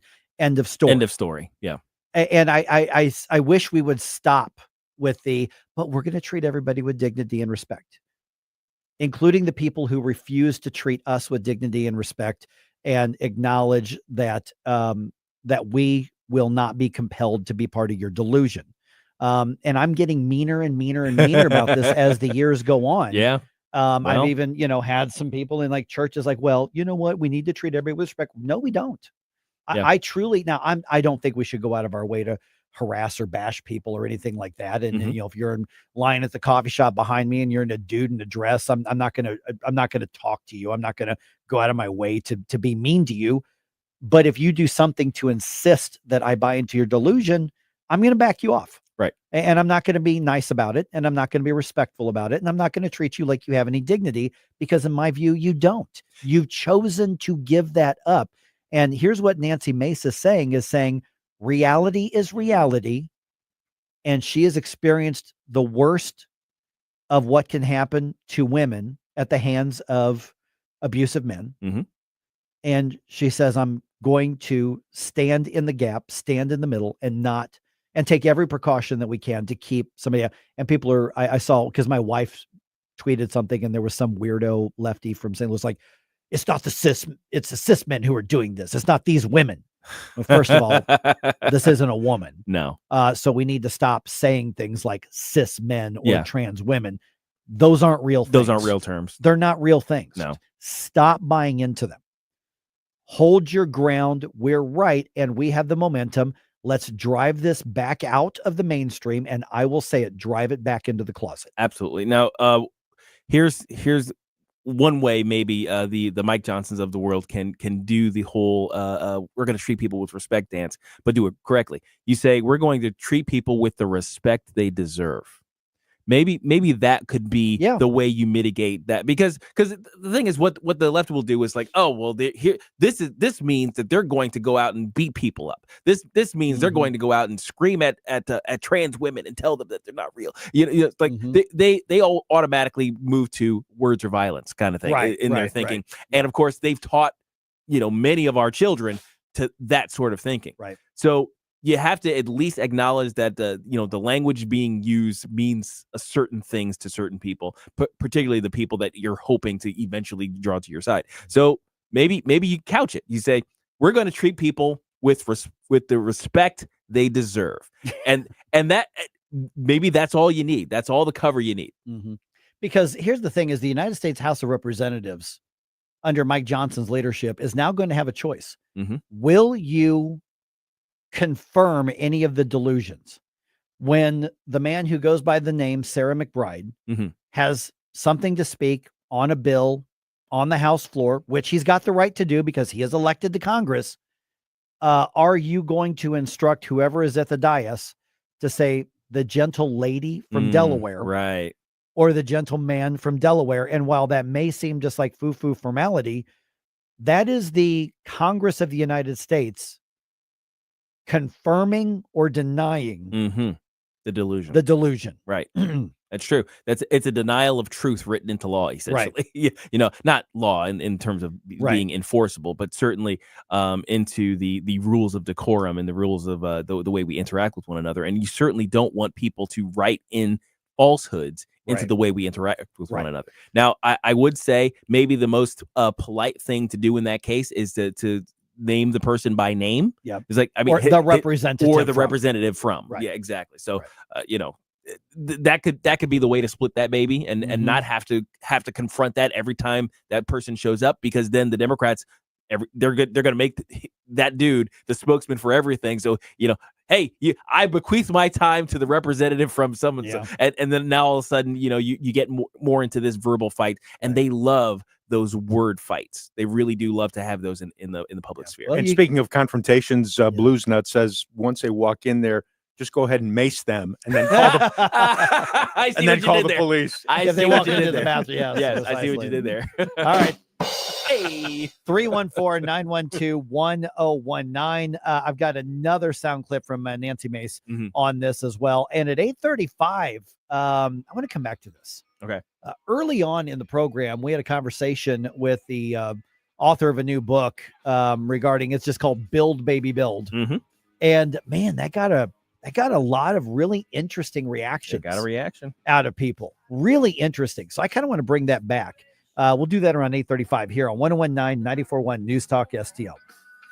All at once depart, no destination, making cold my heart to fight your war. Stop it right now. I have had enough of this. We give you news, analysis, opinion, and more. Only on News Talk STL.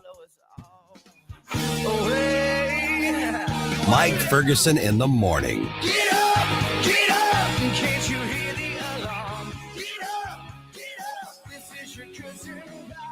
Get up, what are you waiting for? Get up, get up. Hello, this is Jay with Titan Hill Armory in Washington, Missouri. We are a small family-owned business specializing in firearms and accessories. We buy, sell, and trade and have over 2,000 firearms in our store. We're open Wednesday through Friday, 10 a.m. to 6 p.m., and Saturday, 10 a.m. to 3 p.m. Check us out at 1807 East 5th Street or online at TitanHillArmory.com. Titan Hill Armory, your source for firearms, ammunition, accessories in Washington, Missouri. Again, that's TitanHillArmory.com. Connor Roofing. You can count on Connor. Congratulations to the awesome team at Connor Roofing for earning the 2024 National Best of the Best Award for Customer Satisfaction. Connor Roofing has now won back-to-back honors because they do outstanding work in all types of roofing, storm damage restoration, siding, gutters, both residential and commercial. We chose Connor Roofing without telling the owners, Rob and Kathy Connor. Their customer reviews are some of the best in the country. Please read them. Visit ConnorRoofing.com and request an estimate. Connor Roofing, you can count on Connor. The Vic Porcelli Show. Speaker Tim Jones, whoosh my speaker. Why did the men and women who sacrificed and died for this country get one day each year, and those who have to tell us what their sexuality is get an entire month? So instead of MAGA, they can be MAFA. Make America fabulous again. Vic Porcelli, live and local weekday mornings at 9 on News Talk STL. Ready to explore the underwater world? Great American Divers, your veteran-owned local scuba center, is making waves with incredible offers. Get $50 off any new open water course when you mention News Talk STL. And mark your calendars. November 8th and 9th is our massive fall sale. Everything in store on sale, plus our huge swap and sale event for quality used gear. Daddy certification, equipment repairs, we got it all. Our experienced staff is passionate about teaching, and we're the only center in the area with our own indoor heated pool. Visit GreatAmericanDivers.com today. Great American Divers, where adventure runs deep. This is so stupid. St. Louis's. Okay, I'm hanging up on you now. Place to talk. News Talk STL. Love the music you hear on the morning show? Check out Mike's morning music playlist at newstalkstl.com. Target on my back, lone survivor last. They got me in the sights. No surrender, no trigger, fingers go. Well, I just learned something. I think we all just did. we all just did. We just got a text from State Senator Nick Schroer. One of these weirdos has been elected to the Missouri legislature. Yeah, did not see that. Yeah, out of the Kansas City area. Mm-hmm. So yeah, this is. Listen, have you seen the pictures of the Congressman Sarah McBride? Okay, from a distance, if you're not looking real close, you might go. You might not be able to tell. Okay, yeah. You look for more than a second. You're like, oh, wait okay, a minute. But yeah, this dude. There's no question. This is a man. This is not even close. This is a man. Yeah. I mean, it's like, oh wait, he's got like there's. It's almost like Nick sent us these two pictures. Yeah. One of them, it looks like a before picture, and one of them looks like an after picture. And it's the meme from The Office. It's like it's like corporate wants you to tell the difference between the two pictures. There's no difference. It's a man. That's a man in both pictures. It is. One just has long hair. Okay, so or hair that's not tied the other back. one's tied back. Yeah. So now this has happened even in bright red Missouri. Now Jackson County is the Kansas City area. It's the other blue dot in in the state. So now the state legislature in Missouri is going to have to come to the same decision making, and this is where things like the race for speaker matters more. Mm-hmm. John Patterson's not a conservative. Oh boy, he's supposed to be the heir apparent and just handed the speakership because it's his turn, even though he's not a conservative in a very conservative state. So what is he going to say when it comes time to pass the mic? Because they're going to set the rules. The rep for Rep Wick Thomas. Yeah, Thomas. his Wick Thomas. Wick Thomas. I don't know what Wick stands for. Yeah, or what. I've never heard of a name. So is he going to say no? You are required to refer to him as the gentle lady from Jackson County, or from district whatever.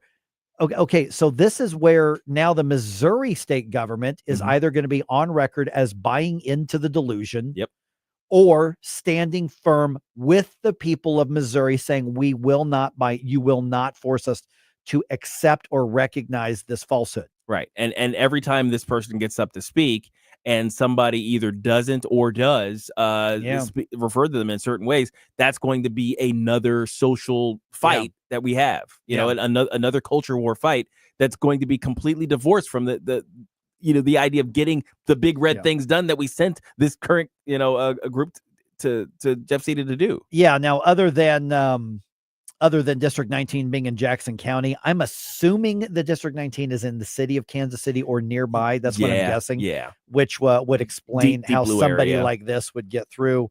That's that. I mean, but other than that, I mean, the people of that district probably won't be, but they should be phenomenally ashamed of themselves. Even if this guy agrees with him on all the left-wing policies, I get that. At some point, those of you on the hard left need to have the decency to say, we are not going to put this sort of perversion on a pedestal and demand everybody treat this person respectfully. Yep. I will not treat that person respectfully. Right. Nick says that the House is meeting today for their caucus, he says that they better address this in the new rules. Which he believes existing law prohibits the weirdo from using women's bathrooms, and he's going to be checking that in the morning. Interesting. Now, prior to that, there's a message that I think let's leave that one out. I'm not going to say that one. I'm going to let Nick say that one. So Nick, just so you know, I'm texting you or I'm calling you a little bit. Let's get you on the show here later this week. We can update on this. I did not realize this was happening in Bright Red, Missouri. Seriously, it's like all right. This stuff is everywhere, man. Sierra, got a few other things. Let's go ahead and dump some news on you here. As I surprised Morning Sal news with dump. that. Are you joking? Is this a joke? Listen, folks, the morning news dump. All right. I'm awake now. Well, I threw you for a loop on that one because we got caught up in that. That's my fault. Okay, a precautionary boil order, as far as I know, still in effect for some neighborhoods in the city, and this is because of a water main break. So in the north part of the city, the Vanderloo, the Carr Square, the St. Louis Place neighborhoods are affected by this precautionary boil order. In the South City, Benton Park, Marine Villa, and Soulard are affected. So let me don't freak out here. Okay. No contamination, no danger has been detected. They have not found anything in the water, but there was a water main break. This is a precaution that they are asking everybody to do. So if you don't have any bottled water around, you're going to use the tap water. They're recommending that you boil it first before you brush your teeth with it or drink it or, cook with it or something like that. So one of the fastest way, run it through a kettle, because that's going to boil for a few minutes. Then you can cool it down. There may be an update later today on this. So it's just a precaution. That's all that it is. All right. If you got any questions, then, call City Hall. And if there's actually somebody there to answer the phone, they may have more information for you. Okay, so what are Democrats doing in Congress now that they're about to be the minority across the board in Washington, D.C.? Well, Hakeem Jeffries, the Democratic leader in the House, says, well, yeah, we're into that whole unity thing, but you know what? We're standing strong on these issues. We will protect the things that the American people have made clear matter to them. I want to point that out. This is him saying what the American people have made clear. Protect Social Security, protect Medicare, protect the Affordable Care Act, protect the progress that has been made in the context of the climate crisis. Yeah, that's what everybody's really concerned about. That's what you think the voters were saying? Yeah, it was in the top three, right, Mike? I mean, there was the climate crisis, right? It was right up there. Yeah, right there next to economy. And immigration. Yeah, right. It was wedged in there. We didn't notice it. It was hiding. That's it. The climate crisis concern was hiding in the stats. Now, if there's anybody in DC who can still stomp his feet and try to make demands, I guess to some degree it could be Hakeem Jeffries, because the Republicans' majority is going to be razor thin narrow, at least especially to start the session, because they're losing people to appointments into the Trump administration. But it's kind of some hubris there to say the people spoke and we're going to keep doing what just got our asses kicked. Yeah, please continue to double and triple down. I want you to do that. Gosh, wow. All right, and among those is this issue we're just talking about. So Nancy Mace filing a bill basically affecting the rules of the U.S. House now that a man who tries to live as a woman, and his name is Sarah McBride, was elected to the House of Representatives. Congresswoman Mace was on the evening edit on Fox Business and had this to say as to why it's so important to her. The time is now to have this fight. I am willing to die on this hill, and I'm asking for everyone across the country to call their member of Congress and put this thing to a stop. It's not going to stop here on the Hill. I'm going to file more legislation that'll reach across the entire country to protect women and girls everywhere. Speaker of the House Mike Johnson was, asked about it, and here's part of what he said. A man is a man and a woman is a woman, and a man cannot become a woman. That said, I also believe, that's what Scripture teaches, what I just said, but I also believe that we treat everybody with dignity. And so we can do and believe all those things at the same time. Okay, so if you feel so passionately about what you said and you even want to reference Scripture, don't use the but conjunction. Yeah. That means, okay, now I'm going to go a different direction. Yes. Now he's arguing, those are mutually or their intention or something. Right. Yeah. There's a suggestion there, but look, I would much rather him say something like, treat people basically treat people the way they deserve to be treated. How about that? That I agree with. Because that includes human dignity. You know, if you are a human, you are due human dignity. But if you are a crazy weirdo who thinks he's a different gender, you deserve a certain level of scrutiny that others don't. But these guys are refusing part of their human dignity. Most of their human dignity. That's a good point. They're refusing it. They are demanding that you reject their human dignity when they demand that you accept their absolute fantasies. So crazy. So yeah. Now, before we move on, Nancy Mace tweeted out to everyone threatening my life, your intimidation won't stop me from standing up for women. Maybe channel those big feelings and loud opinions into finding the right restroom. There you go. She is not moving on this. Yeah, not budging one bit. There's a video you can easily find online of an ABC News reporter. Matter of fact, it's his video. Yeah. Thought that he was really going to embarrass her. He's like, let me track her down. He ran to her. Ran up at her. And he didn't try to interview. He tried to argue with her. And she calmly, I would say, looked him in the eye. She looked through his head. She bore through his head. If looks could kill. Oh, my goodness. Yeah. And just let him have it. And he kept interrupting because he didn't like the answer she was given. He was doing what mainstream media does. Yeah, and she went further. She's like, not only am I doing this, and not only is this wrong and all that, but if you believe it's okay for men to be in women's spaces, you're crazy. And she looked directly at him when she said it. So stop being nice, everybody. Yeah. Stop treating the other side like they have legitimate points that we need to consider. And that they have a legitimate place in the conversation. I'm not here to negotiate. I'm not here to hear you out anymore. I've been doing that for years. This ideology must be defeated. And I will say it again because it's the most offensive thing I can think of to this group. I will say we will politely accept your surrender. Yes. But because, and I'm choosing my words intentionally here, because this is the most offensive way I can put it to this particular group of people. And I'm doing it on purpose. This ideology needs to be driven back into the closet where it belongs. Now, it doesn't belong anywhere on the planet, but we know that there's going to be a small percentage of this. This is where this needs to be driven, and I'm not going to be respectful in doing it. Momentum is on our side. Let's correct a very bad wrong that we've allowed to, in a cancerous way, get through our society and clean it up. All right. 314-912-1019, the NIMBYs versus the YIMBYs. We had quite a discussion a couple hours ago. I want to bring that back. Let's talk about it. Follow us on Rumble at News Talk STL. Here we go again. I will not give in. I've got a reason to fight. Get up, St. Louis. It's Mike Ferguson in the morning. This is the dangerous life. Hey, hey, hey, every day when I wake, they say that I'm gone, they say that they're gone.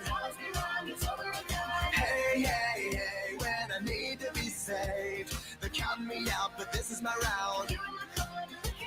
Shot like a rocket up into the sky, nothing can stop me tonight. You make me feel invincible, earthquake, powerful, just like a tidal wave. You make me brave, you're my titanium.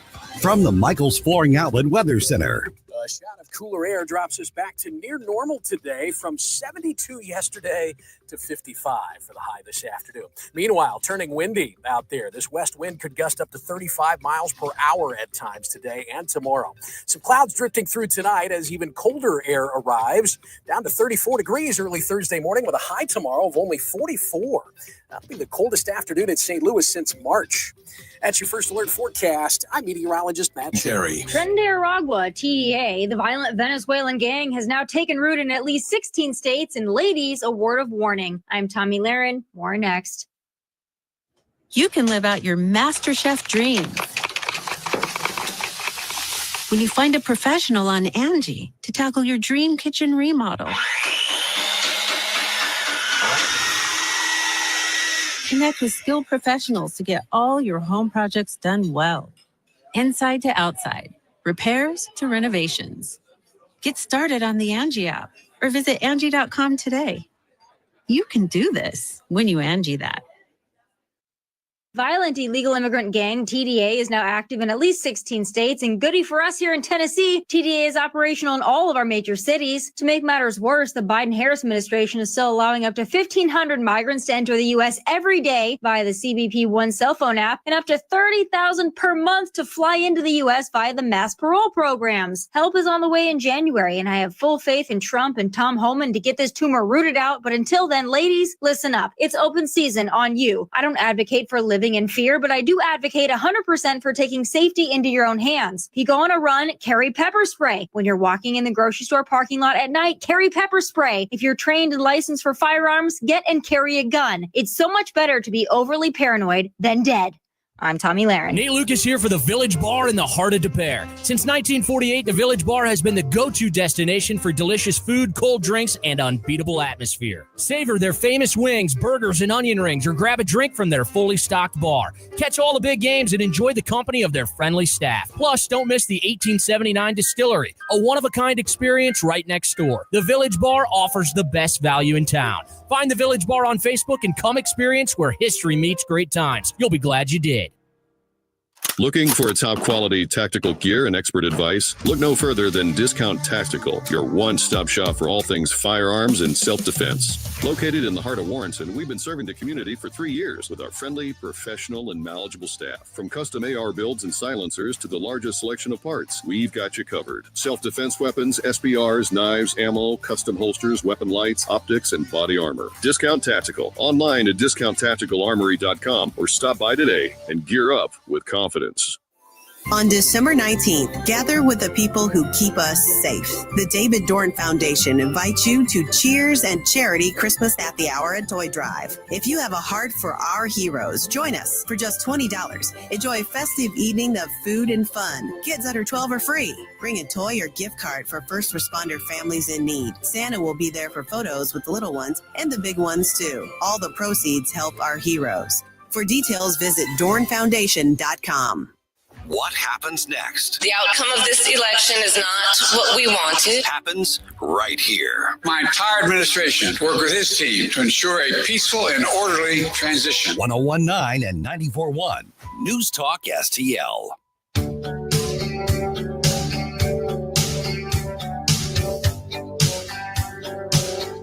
Hey, this is Larry Connors. Make sure you're listening later today at 6 o'clock on News Talk STL for my show, Larry Connors USA. Now, back to Mike Ferguson in the morning. Okay, on our News Talk STL podcast, but which, by the way, before I get to that, we were challenged yesterday to do the Trump dance. That's right. We still have to do that. So we're like, challenge accepted. Oh, there it is. So we're going to do it. We're going to give you our best Trump dances. It's going to be on video. I don't remember who challenged us on social media for that. I bet it was Jay Monty. Maybe, or Vicky, or Goat Lady, or I don't know who. I don't know who it was. But we're going to do it, and I am challenging you to join us. Yes. So by the end of the week, we're going to have a News Talk STL Trump video dance off. Mm-hmm. Pretty much everybody at the station is going to do it. You can be part of it. Mm-hmm. Just send me that 5 or 10 second clip just on the phone doing your best Trump dance. Right. Email me, Mike, M-I-K-E, at newstalkstl.com. You might make it into the video that's going to be out this week. Yes, that's right. Right. So, okay. So also don't forget our podcast. I haven't talked a lot about it, like our app and our podcast and all that sort of thing. We had a conversation with Bryan Caplan a couple hours ago. Now you've probably never heard of Bryan Caplan. He's a professor over at George Mason University. Of course, George Mason, one of the few bastions of free market thought out there still. One of the only ones left. One of the only ones left. Yeah, it really is. I mean, we're talking like, Thomas Sowell and people like that. So he's got a new book. I say new book. It came out in May. That's called Build, Baby, Build. Right. And he has got a very free market, basically small L libertarian approach to housing, because one of the things that we're hearing a lot is there's a shortage of housing in this country. Yeah, that it's and a lot of the younger generation and even the older retirees are being priced out of the market. Yes, that's that is, and we know, and the senior property tax freeze is a symptom of that. Yes. And what he's arguing, and this is a graphic novel, which apparently we're supposed to say graphic novel and not comic book anymore. Well, it's only the difference in binding. Oh, got it. Okay. So it's a graphic novel. Yes. That makes the case for free markets when it comes to housing. Mhm. Well, it was interesting, the responses that we got to this. So Yeah. that podcast is going to be up a little bit later on today, hopefully later on this morning. And the debate came down to, but do we have a right to control which housing is built where? Mhm.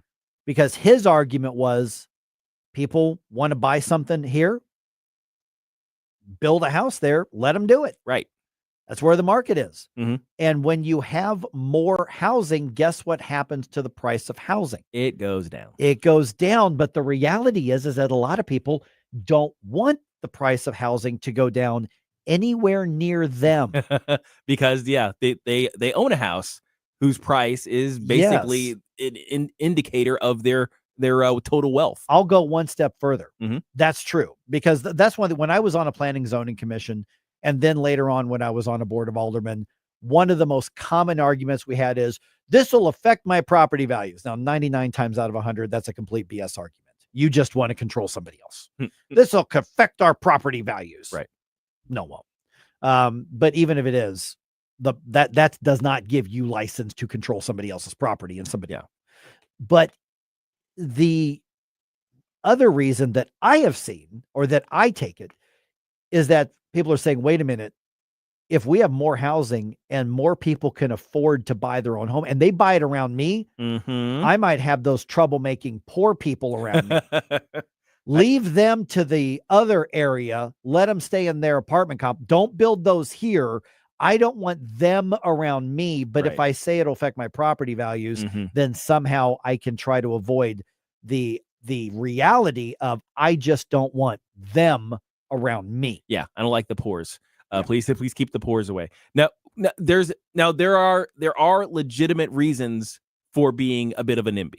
There are absolute legitimate reasons for saying, well, the character of neighborhoods, the aspects of the town. You don't want a mess of a city planning where you've got thousands and thousands of people trying to use a narrow dirt road to get from point A to point B because the city never fixed up the infrastructure. You don't want your commercial district in the middle of a residential area. You don't want your industrial smokestacks, right next to the apartment buildings. There is city planning to be done, just from a logistical standpoint. I'm going to question your character of the neighborhood thing in just a minute, but okay, well, finish here. Yeah, character of the neighborhood is it's the lowest in the totem pole of things. Right. But there are legitimate reasons why you want to have it regulated, but I think people tend to take it too far, and then it becomes just don't do it. Yeah, because we've got this fight in like St. Charles County and Jefferson County. Sure. And that was evident in the last sets of elections, for county council and in some cases city council, where you had the developers demonized. Right.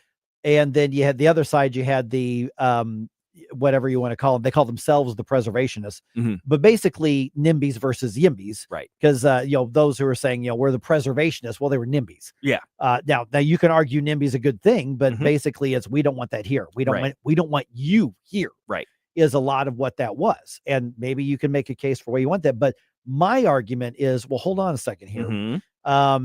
For instance, and I've heard this character of the neighborhood thing years and years and years. It's like, well, that's not what we want our neighborhood to look like. Well, then buy the rest of the land yourself and build your own houses to the character that you want and do it that way. But if you don't own the property, the threshold for being allowed to control what somebody else can do with their property should be so sky high that it is only in an extreme case where everybody agrees. Like, for instance, and this will be like why some hardcore libertarians will disagree with me, is like, for instance, you mentioned the smokestacks in the industrial area. Right. Okay. So if that's what there's a demand for, there's manufacturing, there's logistics, or whatever that industrial area is. Okay. Well, let's do that there. And then we'll have houses somewhere else. Right. Yeah. That makes sense. I don't have an issue with that. Matter of fact, there's only one type of construction and building that by law cannot be zoned out of someplace. There's only one thing that is immune from all zoning laws, and they cannot be denied because they don't fit the zoning. Yep. Churches. That's right. You cannot deny a church a building permit or occupancy because it's not in the right zoning. Right. It's illegal to do that. You could put a church next to a factory. Yep. You could put a church on the commercial strip. Yep. You could put a church in a residential neighborhood. Yep. You could put a church in the basement of an apartment building. You if can put want. it anywhere you want. Yep. You know, and that's, you know, because I know of a number of churches, like for instance, my dad's church, and my dad's been gone for a number of years, but they wanted to buy a church building, or I think they had bought a church building, or that they bought a property that had already been, the construction had been approved and everything. They bought the land and they bought and the local neighbors were throwing a fit. They did not want a church there. Well, there's nothing they could do about it. Yeah. Some things changed and they ended up selling that, and they're going to build something else now because they were buying it because there was a main street that was supposed to be constructed nearby. Oh, okay. And it would have been a very good church location. Nice little thoroughfare there. But the bad blood was so bad that they were like, we're going to have bad relationships in our community if we just build what we're allowed to build. So they chose wild. not to do it. I've never heard of a neighborhood being so up in arms about want a a church. They did not want the traffic. They did. I mean, it was a traffic specifically. That was one of them. It was a NIMBY thing, but this was an otherwise very conservative area. And I just find it fascinating. And I know people disagree. It's like, I'm small government, get out of my life. Other than I want to control what's allowed to be built over there. Yeah. Yeah. Just don't build that here. I remember when I was on a board of aldermen, and one of the areas where a development was going in, which by the way had been vacant grassland for centuries, literally. And the developer came in and bought it. It went through the whole process, plant nice homes, you know, spacious lots, the whole 9 yards. And this area happened to go right up to the city line. So this was the southeast corner of this particular city. And well, okay, you know, that we gave them we got sued by somebody in the neighboring city because we were allowing somebody to build the homes when they enjoyed the view that they had, and we did not consult them, and they didn't even live in our city. About the view? Because we were allowing the view to be, you know, with home construction. Right. And so the city manager comes to us, he goes, well, now we have to like negotiate a settlement. I'm like, no, we don't. No, we don't. Tough. Yeah, they have no stake. Why would they get to tell us, you know, what we're going to allow and not allow? And why would they have a say in somebody else who spent millions of dollars to buy property and is meeting a demand? Why are we even going to listen? Well, you know, we need to listen. No, we don't. Yeah. My argument was we don't need to listen to them. Hang up the phone. Give them a periscope. They don't. Yeah. It's a big giant periscope. So send some tree seedlings. They can put it in their backyard. There you go. I'm like, why are we indulging this? Yeah, you should. Now, the one thing that I was referring to in terms of character of the neighborhood thing was the idea that, okay, if you have a bed and breakfast little mini downtown with some houses around it, maybe not put the factory there. You know, maybe not zone it for that. That's really the only thing I mean when I think of character of the neighborhood kind of stuff.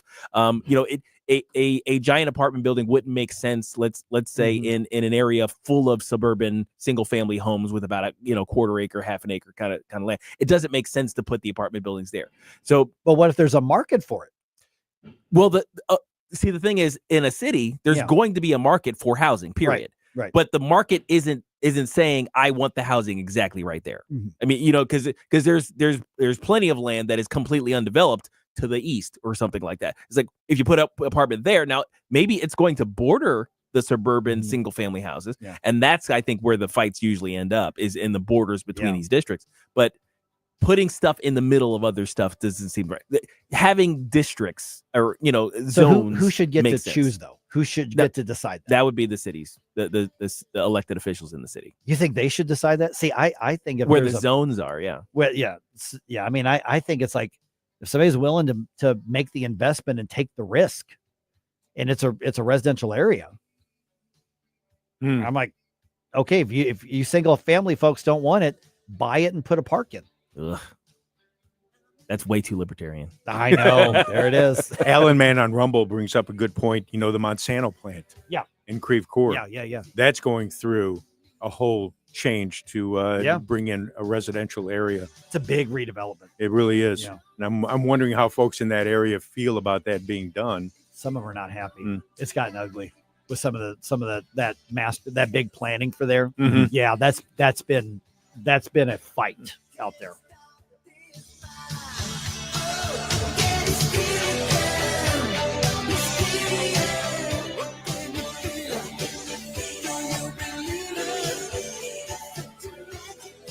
Like and subscribe to us on Rumble. News Talk STL. Mike Ferguson in the morning.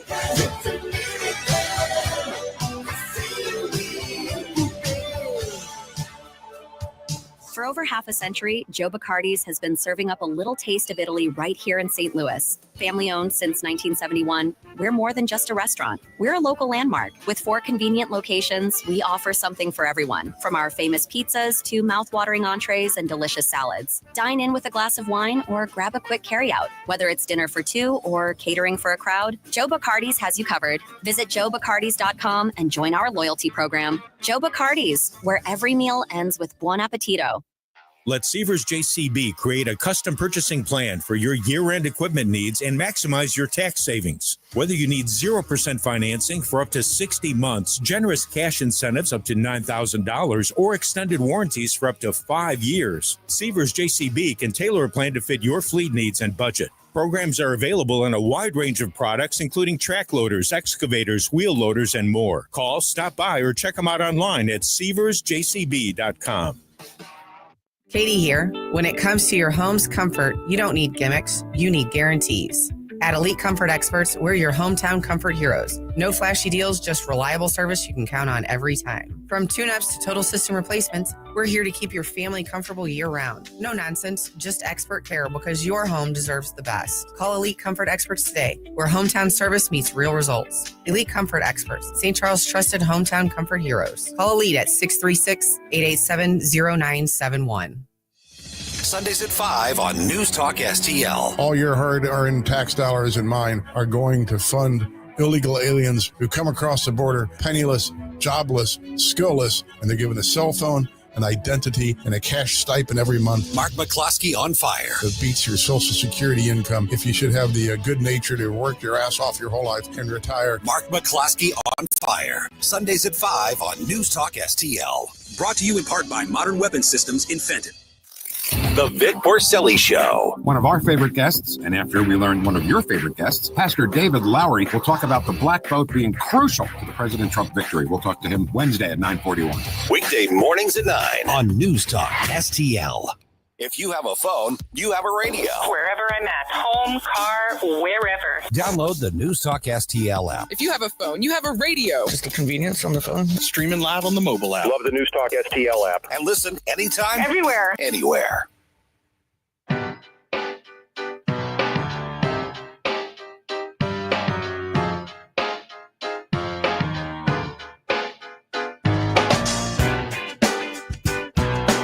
Hi, it's Dan Bongino here, and I'm proud to be on News Talk STL every weekday from 11 to 2. Right now, you're listening to Mike Ferguson in the morning. I was so high, I did not recognize fire burning in This is not an 80s song. I can't think of a way to segue here. Right. But if you want to hear 80s rock music on Friday. No, that's a solid segue. I'll give you that one. I'll let that one go. Send in your 80s Flashback Friday request. They got to be by 2:00 tomorrow on that. Also, I put this up. I reminded everybody on the Rumble chat box. First of all, by the way, when you're there, please hit that thumbs uppy thing there as well. Yeah. A lot of great conversation. Yeah. I know on Facebook as well. Hit the thumbs up and all that kind of stuff. We got our first thumbs down. I know. I saw that. I'm excited by that. I know. Because the thing is, it's all engagement, so it all counts. But we're controversial now. I like that there are people out there who don't like us because it means we're having an impact. That's right. Or at least causing some thoughtful discussion. And listen, you're not going to like everything we say. That's the point of having a talk show. We love to ruffle feathers. That's right. That should be on my business card. Professional feather ruffler. That's right. Michelle, next time we get the cards, professional feather ruffler. I like that. Okay. We were challenged also to do a Trump dance off. So we're doing that today, guys. Gabe, before you run off. Yeah, definitely. Doing the Trump dance. I want to see your best Trump dance. We were challenged by one of you all, so I'm challenging you all as well. My email, I'm giving you my email, mike@newstalkstl.com. That is the one that goes to my phone. That is the one that send me your short best Trump dance clip. Because we're gonna have a News Talk STL Trump dance off video this week. Mm-hmm. So 5-10 seconds, that's all we need. Yep. Do it. Have your coworkers do it. Have your neighbors do it. Have your kids do it. Have your cat do it. Anything. Yeah. But you got to get them in. You got to get them in. Because I mean, think about it, you stand by the cat. You could have the cat do the Trump dance. The cat can do the Trump dance. dance. This is that simple of a dance. It's very simple dance. So go ahead and do that. Maybe do a Trump dance flash mob someplace. That would be awesome. At the Galleria. Oh man. At least Just there'll stop, be something. Play the music. Peaceful at the Galleria. Do the thing. Oh man. Yeah, seriously. I live near the Galleria. And it's like when my daughter first moved here after college, and she's like, I'm going to go to the mall. I'm going to go apply for a job because she worked in the Buckle clothing store in another city. And she's like, yeah, they can transfer for me here. I'm like, no. Yeah. Yeah. If you're persuasive enough, you could get the mob of teenagers to stop fighting enough to do the Trump dance. I guess like and again, I haven't watched the NFL in a long time, but apparently the NFL is like, what do we do about everybody doing this Trump dance? I'm like, you don't do anything. Don't do anything. You let them do the fad. It's like seriously, why are they regulating celebrations in sports, in professional sports these days? What is going on? Remember when they tried to do that back in the Icky Shuffle? Yeah. Oh, the Icky Shuffle. Icky Shuffle when the Bengals were the Bengals running back. Good for about a minute and a half. Yeah. And the bob and weave where they kicked that out. Yeah. Come on. And Icky Shuffle, like they wouldn't let him do it after he scores a touchdown. So he did it on the sidelines after, and he still got fined. Come on, man. I'm like, you know what?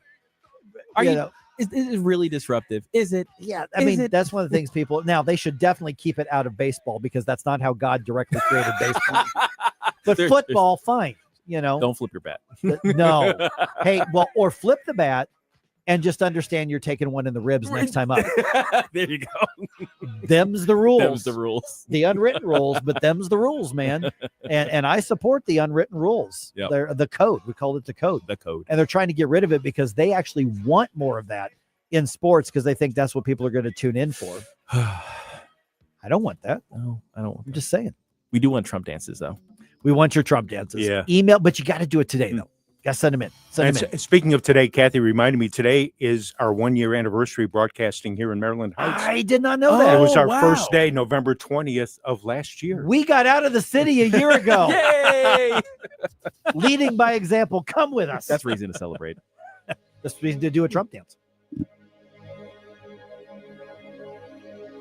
Need reliable auto service from people you can trust? Look no further than Western Tire and Auto. For over 15 years, we've been your complete automotive repair center, family owned and operated, with owner Dean Cleathermes bringing 30 years of industry experience. At Western Tire and Auto, you're not just a customer, you're family.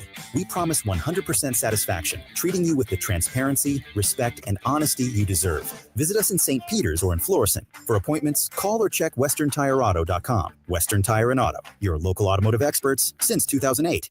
In the fast-paced world of digital marketing, making connections is a challenge for any business. But what if we told you there is a place where connections aren't just made, they're grown? Meet 2060 Digital, your premier Google partner and top-tier digital agency. We don't just follow trends, we set them. At 2060 Digital, we're not just another agency, we're your strategic partner. We dive deep into your challenges and develop solutions that drive measurable outcomes. Ready to elevate your digital presence with campaigns that connect? Google 2060 Digital today. Jewels on Hampton and St. Louis Hills is paying some of the highest prices on gold, silver, diamonds, semi-precious colored stones, coins, flatware, and fine watches on site. Jewels on Hampton is a premier jeweler featuring Alvanza's jewel art designs with an exquisite selection of diamonds, semi-precious stone jewelry, and vintage watches. Their expert design team can restyle your jewelry to today's contemporary style. They also do jewelry and watch repair. Need extra cash? Jewels on Hampton is paying some of the highest prices on gold, silver, diamonds, semi-precious colored stones, coins, flatware, and fine watches. Bring in your collectibles and clocks and sports memorabilia and figurines too. Jewels on Hampton, 4506 Hampton, just 3 blocks south of Chippewa, and jewelsonhampton.com. Call them at 314-752-5000, 314-752-5000, and jewelsonhampton.com. Jewels on Hampton. KLGY HD3 Clayton, K270BW Bellefonte, KNBS Bowling Green. This is News Talk STL at 1019, 94.1, and always streaming at newstalkstl.com. News this hour from townhall.com. I'm Rich Thomason. With his